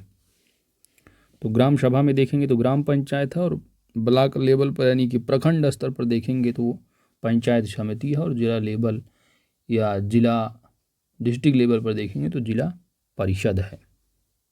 ठीक है, अच्छा यहाँ पर और एक चीज़ मैं बता देता हूँ, जैसे कि ये तो हो जाते हैं प्रतिनिधि हो जाते हैं, नहीं, अगर ऑफिसर में अगर बात की जाएगी कि ग्राम सभा के जो सचिव होते हैं बेसिकली आपके जो BDO होते हैं, कौन, BDO, ठीक है, विलेज डेवलपमेंट ऑफिसर, जो कि ये भी TPSSC के तहत ही, जो कि अभी हाल ही में एग्जाम होने वाला है इसका, ठीक है। तो BDO होते हैं सचिव। वहीं पर पंचायत समिति में जो जनप्रतिनिधि होते हैं वो तो ब्लॉक प्रमुख होते ही हैं, लेकिन जो पंचायत समिति पे सचिव के तौर पर होते हैं उनको कहा जाता है BDO, ठीक है, ब्लॉक डेवलपमेंट ऑफिसर होते हैं। जिला लेवल पर देखेंगे तो जिला पंचायत अध्यक्ष जनप्रतिनिधि हो जाते हैं, और लेकिन अधिकारी में देखेंगे तो CDO होते हैं, चीफ डेवलपमेंट ऑफिसर, ठीक है, मुख्य विकास अधिकारी। आगे बढ़ते हैं। संविधान के 73वें संविधान संशोधन द्वारा पंचायतों को निर्दिष्ट किए जाने वाले कार्यों को किस अनुसूची में जगह दी गई है? तो 11वीं अनुसूची है। कौन किसी क्षेत्र का पंचायत क्षेत्र निर्धारित करता है? तो राज्य सरकार निर्धारित करती है। ग्राम पंचायत के अध्यक्ष का चुनाव कौन करता है? तो ग्राम सभा के सदस्यों के द्वारा किया जाता है। पंचायत में आरक्षण का प्रावधान किस संविधान संशोधन द्वारा दिया गया है? तो 73वां संविधान संशोधन अधिनियम 1992 के द्वारा। महिलाओं के आरक्षण की जो बात की गई है वो नॉट लेस देन 1/3 है। इसके बाद किसी पंचायत के भंग होने पर कितने दिनों के भीतर उसका निर्वाचन होना आवश्यक है? 6 महीने के भीतर होना आवश्यक है। पंचायतों का कार्यकाल कितना होता है? तो 5 वर्ष होता है। कब से गिना जाता है? तो प्रथम अधिवेशन की तिथि से। आगे बढ़ते हैं भाई। अगला पॉइंट है, भारत में पंचायती राज व्यवस्था सर्वप्रथम कहाँ पर लागू हुई है? तो राजस्थान के नागौर जिले में, ठीक है। पंचायत समितियां हैं यहाँ पर दे रखी हैं। बलवंत राय मेहता समिति 1957, संथानम 1962 की है, शादी अली की 1964 है। अशोक मेहता जरूर याद रखना, बलवंत राय मेहता, अशोक मेहता। जीवी राव 1985 की है। एलम सिंह भी देखोगे तो 1986, पीगे थुंगन भी 1989 के, ठीक है। तो याद रखना, मैंने बीच में कहीं एलम सिंह के 87 बोल दिया होगा, तो ठीक है 86 है, ठीक है। तो ये सारी चीज़ें हैं दोस्तों, याद रखना है। तो खासकर इसमें जो ईयर आपको याद रखना है, एक तो BR मेहता का, इसके बाद अशोक मेहता जिन्होंने 2 स्तरीय बात की थी, जीवी राव हैं 85 की, और एलम सिंघवी जो कि पंचायत राज सिस्टम को संवैधानिक दर्जा दिलाने की बात कही थी, ठीक है। एलम सिंह भी 1986 की है। पीके थुंगन समिति भी है 1989 की। अगला पॉइंट है कि पंचायतों में महिलाओं के स्थान आरक्षित करने के लिए संविधान में संशोधन का बीड़ा प्रधानमंत्री राजीव गांधी ने उठाया था, और उन्हीं के प्रयासों के फलस्वरूप 1989 ईस्वी में लोकसभा में प्रस्तुत पंचायती राज से संबंधित 64वें संविधान संशोधन में महिलाओं के लिए पंचायतों में 1/3 स्थान आरक्षित करने की व्यवस्था की गई थी। भारत में सामुदायिक विकास को बढ़ावा देने के लिए राष्ट्रीय प्रसार सेवा कार्यक्रम का प्रारंभ गांधी जयंती के अवसर पर 2 अक्टूबर 1952 को किया गया था। सामुदायिक विकास कार्यक्रम 2 अक्टूबर 1952। भारत का एकमात्र ऐसा राज्य है आंध्र प्रदेश जहां पर अल्पसंख्यकों के लिए भी पंचायत में आरक्षण का प्रावधान है। That is the important point. कौन सा राज्य? आंध्र प्रदेश। और यही आंध्र प्रदेश है जहां सबसे पहले राजस्थान में, उसके बाद जस्ट आंध्र प्रदेश में भी लागू कर दिया गया, ठीक है। पंचायती राज का उद्घाटन किया गया था। और सबसे पहले चुनाव कहाँ पर हुआ था? तो मध्य प्रदेश रहा है, ठीक है। अगला पॉइंट है कि मेघालय, मिजोरम और नागालैंड में पंचायतों का गठन नहीं किया गया है, क्योंकि इन राज्यों में एक स्तरीय जनजातीय परिषद कार्यरत है। नगर पालिका सदस्यों का जो चुनाव है वो किस रीति से किया जाता है? तो अप्रत्यक्ष रीति से, ठीक है। प्रत्यक्ष रीति का मतलब है डायरेक्ट उसमें जो है जनता जाती है, वोट डालती है, और उन्हीं के माध्यम से नगर पालिका जो सदस्य जो है वो चुने जाते हैं, ठीक है। और ग्राम सभा में भी ऐसे ही होता है प्रत्यक्ष रूप से, लेकिन जो ब्लॉक स्तर पर देखेंगे जो प्रमुख चुनाव होता है वो अप्रत्यक्ष रूप से, और उसी तरह जिला अध्यक्ष का भी अप्रत्यक्ष रूप से। लेकिन जो ब्लॉक प्रमुख बनते हैं BDC के माध्यम से, ब्लॉक जो डेवलपमेंट कमेटी मेंबर होते हैं उनका प्रत्यक्ष होता है जनता के द्वारा। इसी तरह जो जिला अध्यक्ष होते हैं, जिला अध्यक्ष का भी चुनाव जो है जिला पंचायत सदस्यों के माध्यम के होता है, और जिला पंचायत सदस्य जो है जनता के द्वारा डायरेक्ट चुने जाते हैं। भारत में नगर पालिका संबंधी संवैधानिक जो प्रावधान है वो किस तिथि से लागू हुआ है? तो 1 जून 1993 को। जबकि आपका पंचायती राज जो संवैधानिक दर्जा किस तिथि को लागू हुआ है? तो 24 अप्रैल 1993 को। नगर पालिका वाला कब से? 1 जून को। भारत में सर्वप्रथम नगर निगम की स्थापना कहाँ पर की गई है? तो मद्रास, जो कि वर्तमान चेन्नई में 1687 ईस्वी में सबसे पहले। ठीक है, कहाँ पर? मद्रास में भारत का पहला नगर निगम। तो दोस्तों इस तरह आपने देखा पूरा का जो थ्योरी का पार्ट है ना, वो कवर हो गया। अब हम बढ़ते हैं परीक्षा उपयोगी जो प्रश्न है उनको देखते हैं। चलिए, पहला प्रश्न है कि उत्तर प्रदेश में किसी नगर पालिका की अध्यक्ष का जो निर्वाचन है वो किस प्रकार किया जाता है? यहाँ पर आपका सही जवाब होगा दोस्तों ऑप्शन सी, केवल 2 और 4, यानी अपने नगर क्षेत्र की निर्वाचक सूची में सभी शामिल जो निर्वाचकों के द्वारा और साथ ही नगर निकाय के निर्वाचक सदस्यों के द्वारा। आगे बढ़ते हैं, अगला जो प्रश्न है आपका दूसरा, यहाँ पर नगर कस्बा दे रखे हैं, स्थानीय निकाय आपको बताना है। ठीक है, कौन सा सुमेलित नहीं है आपको बताना है। तो लखनऊ एक छावनी परिषद है, बिल्कुल सही है। कानपुर नगर निगम है, बिल्कुल सही है।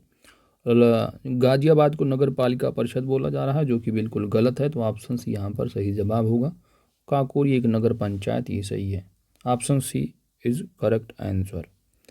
अगला है कि भारतीय संविधान का जो अनुच्छेद 40 है और राज्य को सार्थक कदमों हेतु जो परामर्श देता है, किस लिए?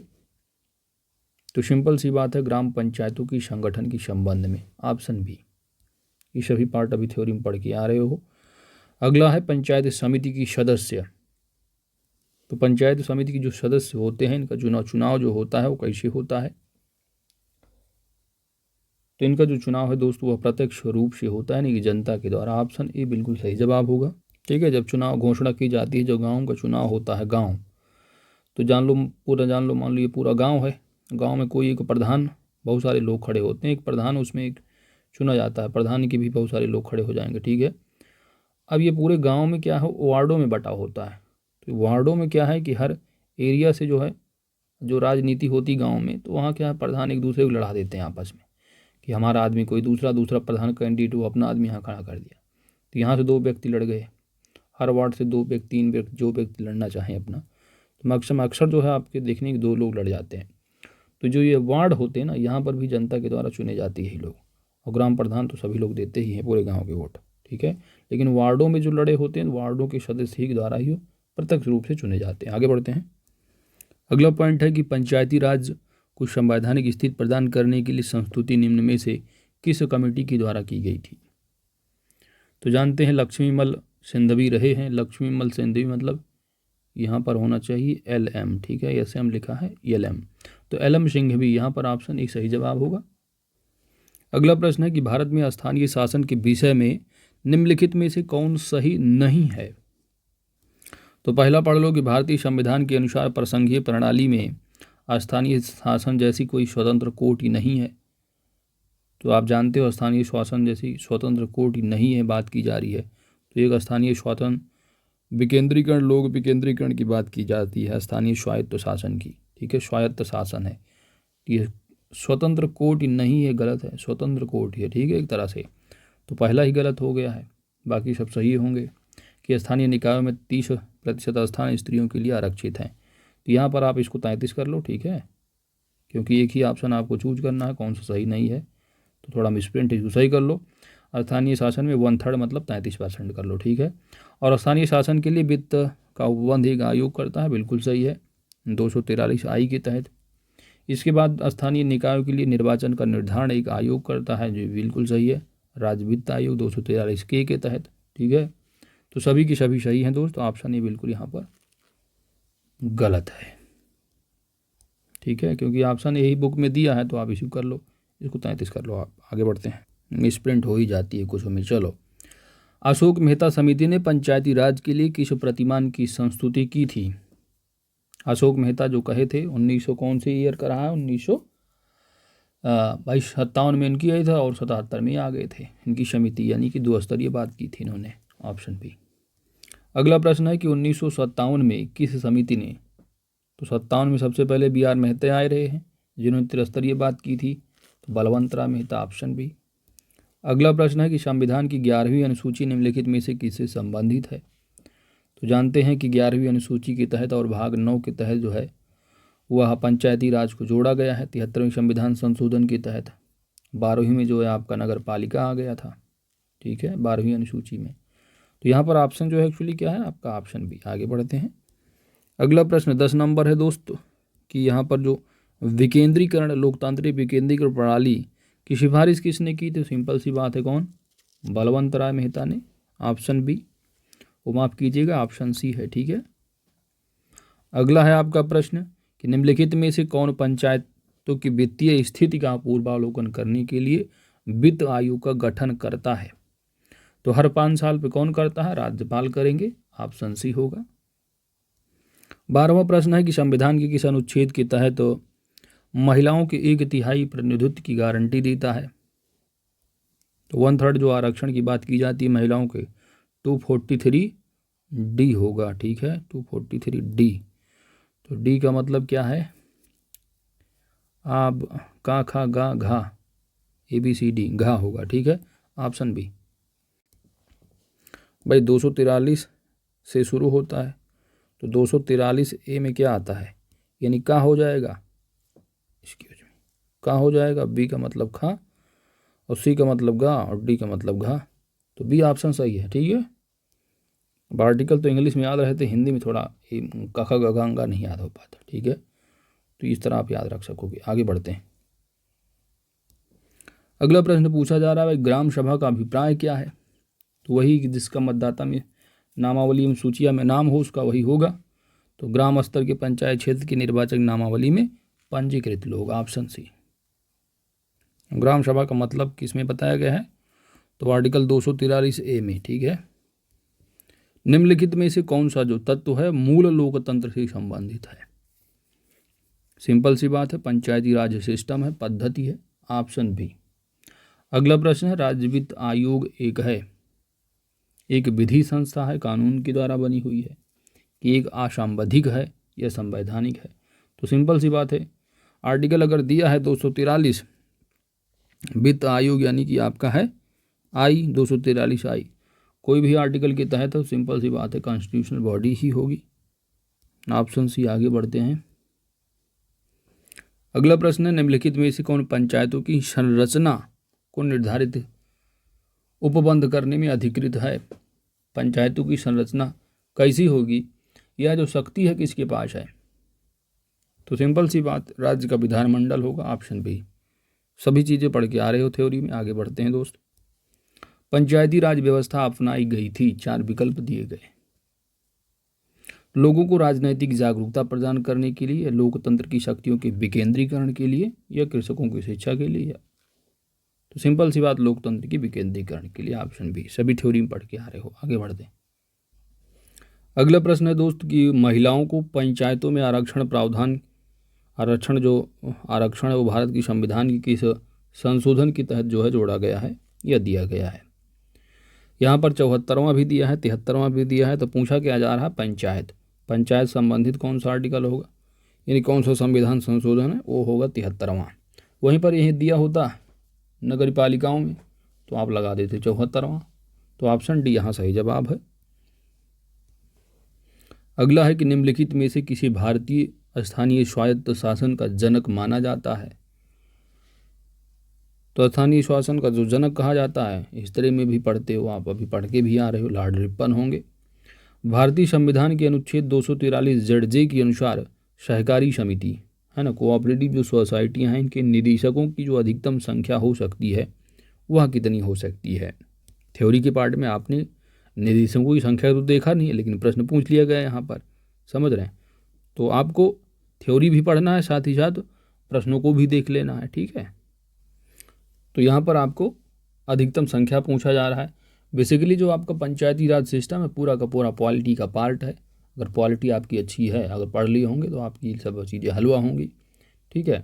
यहाँ पर अधिकतम की बात की जा रही है। वैसे जो ये पावर होती है वह स्टेट यानी जो राज्य विधानमंडल होते हैं उनके पास पावर होती है, को अपना जितना निर्धारित कर सके निदेशक उतना कर सकते हैं, लेकिन अधिकतम कितना कर सकते हैं उससे ज़्यादा नहीं। वही संख्या यहाँ पर 21 है, ठीक है। 21 से कम कर सकते हैं, ये पावर विधानमंडलों के पास है राज्य, लेकिन मैक्सिमम कितना? तो 21। That's it. आगे बढ़ते हैं। पंचायती राज किस सूची का विषय है? तो सिंपल सी बात है, राज्य सूची का ही विषय होगा, ऑप्शन सी। पंचायत चुनाव होते हैं तो प्रत्येक कितने वर्ष पर? प्रत्येक 5 वर्ष पर, है ना। ड्यूरेशन पढ़ते हो आप आर्टिकल नंबर 243 में, ठीक है। अगला है आपका, निम्नलिखित में से कौन सी एक समिति है जिसने पंचायती राज संस्था से संबंधित है नहीं? तो बी आर मेहता तो पढ़ के आ रहे हो, त्रिस्तरीय वाले, 2 स्तरीय वाले हो गए। एलम संघवी जो कि संवैधानिक दर्जा देने की बात की थी, पी नरसिंह राव समिति से संबंधित नहीं है, तो ऑप्शन यहाँ पर आपका सही जवाब होगा। अगला फिर वही पूछा जा रहा है, कौन सी समिति जो है वो संस्था पंचायती राज संस्था संबंधित नहीं है? तो भाई कौन सी समिति है संबंधित नहीं? एलम सिंह भी, अशोक मेहता भी है, सादिक अली भी पढ़ के आ रहे हो, जो आपका पूरा ग्रुप में दिया गया था उसमें अभी आपने सादिक अली को भी देखा। दिनेश गोस्वामी बिल्कुल नहीं है, ठीक है। तो ये सारी चीज़ें हैं। अच्छा, अब यहाँ दिनेश स्वामी कैसे रहे? तो विशेषकर ये चुनाव सुधारों से संबंधित रहे हैं, ठीक है। चलो अगला है, अब भाई पूछा जा रहा है कि किस भाग से पंचायती राज व्यवस्था संबंधित है? तो पंचायती राज की जो बात की जाती है, भाग कहाँ गया? 9 कहाँ? ये है 9, ठीक है। तो 9 हो जाएगा, 9 ही तो लिखा है, 9 है भाग, ठीक है। अगला प्रश्न है कि 11वीं अनुसूची किससे संबंधित है? तो 11वीं अनुसूची आपके पंचायती राज सिस्टम से है। इसके बाद 27 नंबर प्रश्न है कि भारत में महिलाओं के लिए स्थान कितना आरक्षित है? नहीं, यहाँ पर पूछा जा रहा है कहाँ पर आरक्षित है? तो सिंपल सी बात, पंचायती राज व्यवस्था में ही आरक्षित है। ना तो मंत्रिमंडल में जगह है इनकी, ना तो राज्य विधानसभा में, और ना ही लोकसभा में। बिल पेंडिंग है, लेकिन नेता लोग अभी भी नहीं पास किए हैं। महिलाओं की सशक्तिकरण की बात केवल भाषणों में है। हाँ, अगला पॉइंट है, भारतीय संविधान की 11वीं अनुसूची में पंचायतों के लिए कुल कितने विषय निर्धारित किए गए हैं? तो 11वीं अनुसूची में कितने हैं दोस्त? तो 29 विषय हैं। वहीं पर 12वीं अगर पूछा जाता तो 18 विषय। अगला है आपका पंचायत, भारत की पंचायती राज व्यवस्था का जो वास्तुकार है या शिल्पी किसको कहा जाता है? तो बी.आर. मेहता है, ऑप्शन ए। निम्नलिखित में से कौन राज्य सरकार तथा स्थानीय शासन के बीच बंटवारे के लिए उत्तरदायी है ना। एलोकेशन की जो बात की जाती है और राज्य वित्त आयोग की बात करता है, ऑप्शन सी। तो यहाँ पर कुछ समितियाँ दे रखी हैं और उनसे संबंधित सुझाव, ठीक है, इसको आप सुझाव कर लो, सुझाव, ठीक है। उन्होंने क्या सुझाव दिए थे, समिति की जगह आप सुझाव कर लो इसको। तो ये हो जाएंगे। बलवंत राय मेहता की अगर बात करोगे तो सिंपल सी बहुत आसान है ना। तो त्रिस्तरीय बात की थी, तो ए का 2 कोई मिल रहा है? ए का 2 केवल एक में ही मिल रहा, तो ऑप्शन सी आप एक से ही लगा दोगे अगर कुछ नहीं मालूम हो रहा तो, है ना। इस तरह भी मिलाया जाता है आपको आंसर एग्जाम में, एक एलिमिनेट कर लेगा, ख़त्म कहानी। बाकी आप देख लो, अशोक मेहता जो 1977 में आई थी समिति, और 1957 इनकी रही है, बी.आर. मेहता की। 2 स्तरीय इन्होंने अशोक मेहता बात की थी, ठीक है, एक का 1 हो जाएगा। एलम जो सिंघवी रहे, इन्होंने प्रतिनिधित्व के तरीके में सुधार से संबंधित उन्होंने बात जो की थी वो जी.बी. के राव थे, ठीक है। एलम सिंघवी स्थानीय शासन पद्धति संबंधित रहे, ठीक है। तो इस तरह आपका आंसर जो बनेगा दोस्त वही ऑप्शन सी, ठीक है। आगे बढ़ते हैं। अगला प्रश्न है कि भारत की संविधान में पंचायतों तथा नगर पालिकाओं से संबंधित 43वें, इसको आप 73वें कर लो, है ना। क्या 73वें? तो 73वें और 74वें संविधान संशोधन जब हुए उस समय भारत के प्रधानमंत्री कौन थे? सिंपल सी बात, नरसिम्हा राव रहे हैं, ठीक है। ऑप्शन यहाँ पर सी सही जवाब होगा। पंचायती राज का मुख्य उद्देश्य क्या है भाई? तो लोगों को राजनीतिक जागरूकता बढ़ाना है, योग्य बनाना है, कृषि उत्पादन है या रोजगार बढ़ाना है। तो लोगों का जो क्या है, राजनीतिक जागरूकता या लोकतांत्रिक विकेंद्रीकरण की बात की जाती है, ऑप्शन सी। आगे बढ़ते हैं। भारत में पंचायती राज प्रणाली की शुरुआत कब हुई है? तो वही 2 अक्टूबर 1959 को नागौर डिस्ट्रिक्ट राजस्थान से। भारत में पंचायती राज प्रणाली की शुरुआत कहाँ हुई है? तो नागौर राजस्थान से। पंचायती राज का प्रधान लक्ष्य, मुख्य लक्ष्य क्या है? तो लोकतांत्रिक शक्तियों का विकेंद्रीकरण, यानी ऑप्शन यहाँ पर ग्रामवासियों में शक्ति का विकेंद्रीकरण, ऑप्शन सी। अगला प्रश्न है कि ब्लॉक स्तर पर जो पंचायत समिति है वो क्या है? तो जो ब्लॉक स्तर पर वो प्रशासनिक प्राधिकरण है, ऑप्शन बी। आगे बढ़ते हैं। पंचायती राज का डाट है, इसके अंतर्गत स्वशासन की इकाई के रूप में संगठित किया गया है। तो इसको जो संगठित किया गया वो 73वें संविधान संशोधन के तहत ऑप्शन डी होगा। अगला प्रश्न है कि भारत में पंचायती राज प्रतिनिधित्व करता है शक्तियों के लोकतांत्रिक विकेंद्रीकरण, लोगों की हिस्सेदारी भी है, सामुदायिक विकास, सभी की सभी, ऑप्शन डी। अगला प्रश्न है दोस्त कि सरकार की पंचायती राज प्रणाली की प्रमुख विशेषताएं क्या हैं। तो इनमें सरकार की 3 श्रेणियां हैं, बिल्कुल सही है। और इसका लक्ष्य गांव को सामाजिक और आर्थिक न्याय प्रदान करना है। जिला परिषद में इसके जो सदस्य के रूप में कुछ सांसद होते हैं, उपरोक्त सभी, ऑप्शन डी। अगला प्रश्न है कि भारतीय संविधान का कौन सा अनुच्छेद है जो राज्य की सरकारों को ग्राम पंचायतों को संगठित करने का निर्देश देता है। 32 दे रखा, 40 दे रखा, बाकी अगले पेज पर है, और कोई भी ले लो आप, 42 ले लो, आर्टिकल 45 ले लो, कौन सा होगा। तो सिंपल सी बात है, राज्य का नीति निर्देशक जो सिद्धांत है आर्टिकल 40 बात करता है, ऑप्शन बी। अगला प्रश्न है कि पंचायती राज की त्रिस्तरीय प्रणाली कौन सी है। तो बलवंत राय मेहता वाली कौन कौन सी थी। वह ग्राम सभा में एक ग्राम पंचायत रही है, और ब्लॉक लेवल पर देखेंगे तो पंचायत समिति होती थी, और जिला लेवल पर देखेंगे जिला परिषद। तो यहाँ पर जो बन रहा ऑप्शन यहाँ पर डी बिल्कुल सही है। अगला प्रश्न, यदि पंचायत भंग होती है तो किस अवधि के अंदर निर्वाचन होंगे। तो यदि 6 माह या 6 महीने से ज़्यादा टाइम है तभी चुनाव होना है। तो ऑप्शन यहाँ पर आपका सी सही जवाब है, 6 माह के अंदर। अशोक मेहता समिति ने पंचायत राज के लिए किस प्रतिमान की संस्तुति की थी। तो सिंपल सी बात है, 2 स्तरीय इन्होंने बात की थी, ऑप्शन यहाँ पर बी सही जवाब होगा। भारतीय संविधान के किस भाग में नगर पालिकाओं से संबंधित प्रावधान है। तो भाई ग्राम पंचायत का भी आप देख के आ रहे हो कि भाग 9 है, तो नगर पालिका का 9B होगा, 9A होगा, ठीक है, यानी कि 9 का हो जाएगा, ऑप्शन बी। अगला है कि भारतीय संविधान के किस भाग में ग्राम पंचायतों के गठन की बात की गई है। तो ग्राम पंचायतों का जो भाग है वो भाग 9 है, ऑप्शन डी। 73वें संविधान संशोधन द्वारा कौन सी अनुसूची जोड़ी गई है। शेड्यूल की बात की रहे तो पंचायतों से संबंधित 73वां है, और पंचायतों के तहत जो सूची है जिसमें कि 29 विषय दिए गए हैं, तो 11वीं अनुसूची होगी, ठीक है। आगे बढ़ते हैं, किस संविधान संशोधन द्वारा पंचायती राज संस्थाओं को संवैधानिक दर्जा प्रदान किया गया है। तो पंचायती राज संविधान की बात की जाएगी तो 73वां कहाँ गया, ये ऑप्शन यहाँ पर सी सही जवाब होगा। अगला प्रश्न है कि भारत में निम्नलिखित में से किसके अंतर्गत पंचायती राज प्रणाली की व्यवस्था की गई है। तो यहाँ पर सिंपल सी बात है कि मौलिक अधिकार में तो है नहीं, आपका आर्टिकल 40 फॉल करता है, आपका राजनीतिक सिद्धांत में बात करता है, नीति निर्देशक सिद्धांत, ठीक है। तो ऑप्शन बी यहाँ पर सही जवाब होगा। अगला प्रश्न है आपका 73वां संविधान जो संशोधन है, इसके तहत समाज के लिए किस वर्ग को सत्ता हस्तांतरण की दृष्टि से ऐतिहासिक कदम माना जाता है। तो सिंपल सी बात है, सत्ता जो हस्तांतरण की बात की गई है वो महिलाओं के लिए स्पेशली, ठीक है। आप कह सकते हो किस समाज के वर्ग को सत्ता हस्तांतरण की, ठीक है। ना तो MP MLA की बात की जाती है, यहाँ तो कभी हस्तांतरण की बात ही नहीं की गई है कि आरक्षण की बात होगी कुछ। चलो अगला देख लेते हैं।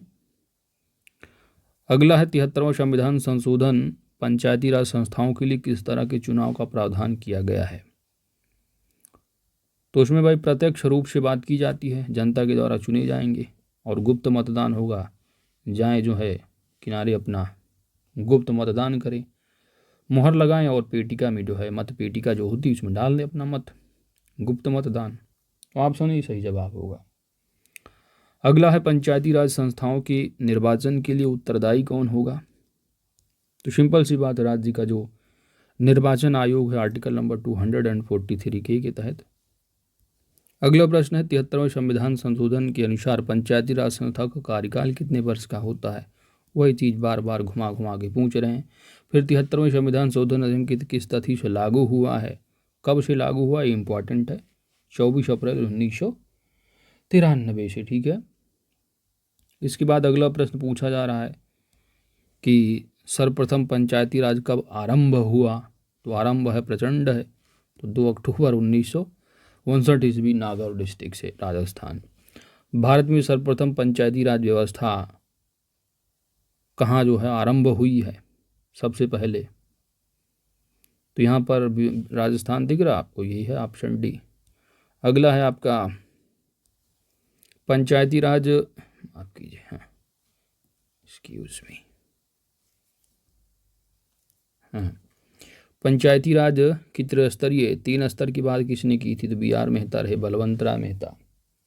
ठीक है, वही चीज़ बार बार घुमा घुमा के पूछ रहे हैं, कितने प्रश्न बना लिए इसी पे बेसिस। जिस समिति में लोकतांत्रिक विकेंद्रीकरण और परिवार पंचायती राज की सिफारिश की, उसका सभापति कौन था? तो किसी तरह घुमा घुमा के बार बार पूछ रहे हैं, बी आर मेहता। पंचायत चुनाव कराने हेतु निर्णय किसके द्वारा लिया जाता है? ये समझने योग्य बात है। तो सिंपल सी बात है, कौन लेगा निर्णय? राज्य सरकार ही लेती है ना। इसके बाद अगला प्रश्न है कि भारत का पहला नगर निगम कहाँ स्थापित हुआ? तो सब थ्योरी देख के आ रहे हो, मद्रास, कलकत्ता। अगला है आपका वर्तमान ग्रामीण स्वशासन की संरचनाएं निम्न में से किसकी अनुशंसा पर की गई हैं? देख लो कितनी बार घुमा घुमा के पूछ रहे हैं, बलवंतराय मेहता। अगला भाई कि निम्नलिखित में से कौन पंचायती राज की 3 स्तरीय व्यवस्था के अंतर्गत नहीं है? हाँ, तो आप जानते हो कि जिला लेवल पर जिला स्तर है, आपकी ग्राम स्तर है, और प्रखंड स्तर पर आपकी क्षेत्र पंचायत। तहसील स्तर बिल्कुल नहीं, ऑप्शन यहाँ पर डी एलिमिनेट कर दोगे, ऑप्शन डी सही जवाब होगा। अगला है आपका पंचायत चुनाव के लिए उम्मीदवारों की न्यूनतम आयु कितनी होनी चाहिए? तो वोट डालने के लिए तो 18 है, लेकिन प्रधानी का चुनाव या ग्राम पंचायत सदस्य का चुनाव लड़ना 21 वर्ष है। अगला है पंचायती राज संस्थान की अधिकतम आय का जो स्रोत है वह क्या है? तो सिंपल सी बात, जो फंड आता है गवर्नमेंट जो ग्रांट देती है, ऑप्शन बी यहाँ पर सही जवाब होगा। अगला है कि पंचायत समिति के प्रशासन का प्रबंध एक सरकारी अधिकारी करता है, जिसे कहते हैं। यहाँ पर पंचायत समिति की बात की जा रही।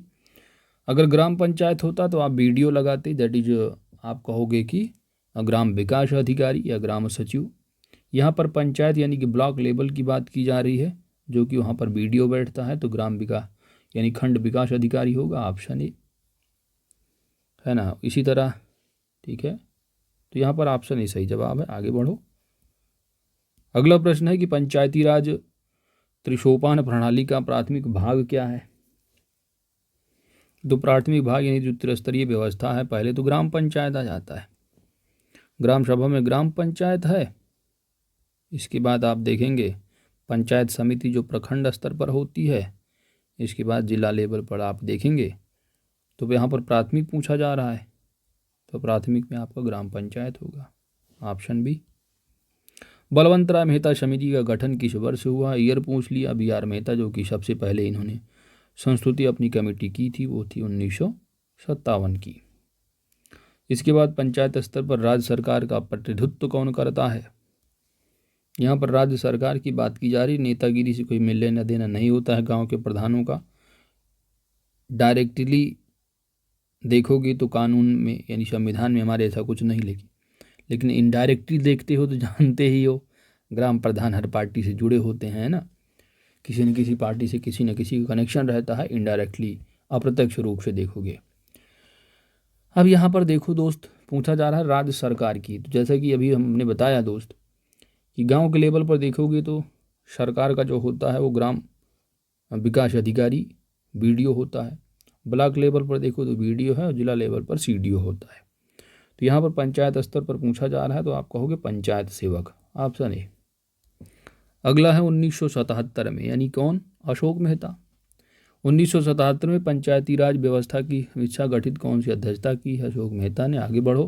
पंचायती राज संस्थाओं में उच्चतम स्तर कौन होगा? तो सबसे नीचे गांव है, ग्राम, और दूसरे सबसे ऊपर जिला परिषद आ जाता है, ऑप्शन सी। अगला प्रश्न है कि स्थानीय सांसद और विधायक किसके पदेन सदस्य होते हैं? तो जिला लेवल पर होते हैं, वो है जिला परिषद, ऑप्शन सी। 72 नंबर है, अशोक मेहता समिति ने किन 2 स्तरों की बात की है? तो इन्होंने तो गांव लेवल को बिल्कुल छोड़ ही दिया था। एक तो मंडलीय पंचायत बताया था और दूसरा जिला परिषद को। अशोक मेहता किससे संबंधित हैं? तो पंचायती राज कमेटी से संबंधित रहे, ऑप्शन यहाँ पर सी सही जवाब है। आगे बढ़ते हैं। 74 नंबर है, कि सफलतापूर्वक कार्य हेतु पंचायत राज को पूरे सहयोग की जो जरूरत पड़ती है वह स्थानीय जनता का या केंद्रीय सरकार का, नौकरशाही का या राजनेताओं का। तो सिंपल सी बात है, स्थानीय जनता ही होगी। पंचायतों एवं नगर पालिकाओं के संबंध में भारतीय संविधान में किस वर्ष प्रावधान किया गया? पंचायत की बात की जा रही है और नगर पालिका की। तो सिंपल सी बात, 73वां जो संविधान संशोधन 1992 रहा और नगर पालिकाओं का संशोधन भी 1992 का रहा। और ये जो लागू हुए हैं वर्ष 1993 में, 24 अप्रैल 1993 से आपका 73वां संविधान लागू हुआ और 74वां जो लागू हुआ 1 जून से लागू हुआ, 1 जून 1993। तो प्रावधान जो किया गया किस वर्ष? तो ऑप्शन यहाँ पर आपका डी सही जवाब होगा, 93। अगला है आपका, एक क्षेत्र पंचायत का क्षेत्र निर्धारित जो किया जाता है किसके द्वारा? तो राज्य सरकार वह करती है। तो ऑप्शन यहाँ पर बी सही जवाब होगा। अगला प्रश्न है कि भारत में इनमें से कौन सा विषय है जो पंचायती राज संस्थाओं की शक्तियों के अंतर्गत नहीं आता है? तो आप जानते हैं उन 29 विषयों में पूछ ही लिया, आखिर कौन सा नहीं है। मैं कह रहा था एक सरसरी निगाह से आप देख लो, उनमें से हो सकता पूछे कौन सा नहीं है। तो इस तरह बना के प्रश्न पूछ ही लिया गया, वो है जुडिशियल रिव्यू। ऑप्शन यहाँ पर आपका थोड़ा कॉमन सेंस लगाओगे तो बिना पढ़े भी कर ले जाओगे, जुडिशियल रिव्यू की बात आ जाती है। ठीक है, ऑप्शन यहाँ पर बी सही जवाब है कि न्यायिक पुनरीक्षण या जो है पंचायती राज संस्थाओं के अंतर्गत नहीं आता है, क्योंकि ये तो अपना कोर्ट रोड का मैटर है भाई। न्यायिक जो आपका कह सकते हो उसको न्यायपालिका का सब्जेक्ट है ये। ठीक है, आप जानते हो कि जो न्याय जुडिशियल जो रिव्यू होता है वो आर्टिकल कौन सा? आर्टिकल 137 है। जब डिटेलिंग में आप पॉलिटी पढ़ते हो अच्छे से तो मालूम होगा आपको। आगे बढ़ते हैं, निम्नलिखित में से कौन सा एक प्राधिकरण किसी एक राज्य के राज्यपाल को उस विशेष राज्य की और शुल्कों के निर्धारण सिद्धांतों के विषय में संस्तुति करता है? सिंपल सी बात, उस राज्य का राज्य वित्त आयोग होगा, ऑप्शन बी। अगला प्रश्न है, राज्य वित्त आयोग का जो गठन है वो भारतीय संविधान के अंतर्गत किया जाता है। गठन की बात की जा रही है, कंपोजिशन। तो सिंपल सी बात, फाइनेंस कमीशन जो आ जाता है तो 143 आई के तहत। ठीक है, तो आई किस में है? ऑप्शन यहाँ पर बी आपका सही जवाब होगा। अगला प्रश्न है कि पंचायती राज व्यवस्था में शासन प्रणाली की संरचना क्या है? पहला दिया है ग्राम स्तर पर स्थानीय स्वशासन की एक स्तरीय संरचना। दूसरा है ग्राम और खंड स्तर पर स्थानीय द्विस्तरीय संरचना, ना तो एक स्तरीय ना तो 2। इसको एलिमिनेट करो, आगे देखते हैं ऑप्शन। अगला है दिया है ग्राम है, फिर खंड और जिला स्तर पर स्थानीय स्वशासन की त्रिस्तरीय संरचना। त्रिस्तरीय बात की गई है, बात बिल्कुल सही है, गांव है, खंड है और जिला है। चौथा दिया है ग्राम, खंड, जिला और राज्य स्तर पर, ये बिल्कुल गलत। तो ऑप्शन सी यहाँ सही जवाब है, त्रिस्तरीय में। अगला है 73वें संविधान संशोधन की विशेषता नहीं है। तो ग्राम सभा की बात बिल्कुल की गई है, बिल्कुल सही बात है। प्रत्यक्ष निर्वाचन की बात होती है, बिल्कुल सही है। पंचायती राज संस्थाओं को संवैधानिक दर्जा दिया गया है 73वें के तहत, बिल्कुल सही है।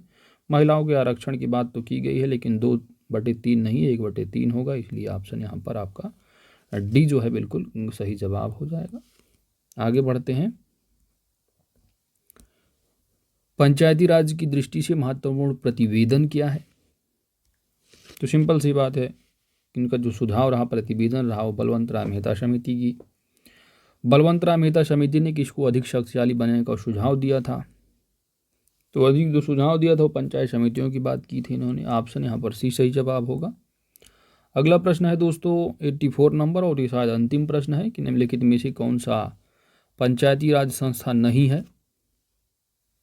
तो पंचायती राज संस्था जिला परिषद भी है, पंचायत समिति भी है, ग्राम पंचायत भी है, लेकिन आपका ये नगर परिषद नहीं है। ठीक है, तो इसी तरह आपका यहाँ पर सही जवाब ऑप्शन डी है। और इसी के साथ आपका पूरा का पूरा जो चैप्टर नंबर 2 रहा दोस्तों वह कंप्लीट हो जाता है। ठीक है, और यदि वीडियो आपको अच्छी लगी है तो लाइक कीजिएगा, चैनल पर नए हैं दोस्तों सब्सक्राइब करना मत भूलिएगा, क्योंकि आपकी सब्सक्रिप्शन ही हमारी ताकत है। साथ ही सब्सक्राइब करने के साथ साथ जो घंटा है उसकी नोटिफिकेशन, ऑल नोटिफिकेशन को जरूर प्रेस कर लीजिएगा, ताकि जैसे ही कोई वीडियो चैनल पर अपलोड हो उसकी नोटिफिकेशन मिल जाए। क्योंकि बहुत सारे लोग कमेंट करते वीडियो नहीं आई है, तो आप सब्सक्राइब करो, साथ साथ ऑल नोटिफिकेशन को भी प्रेस कर दो। Thanks for watching.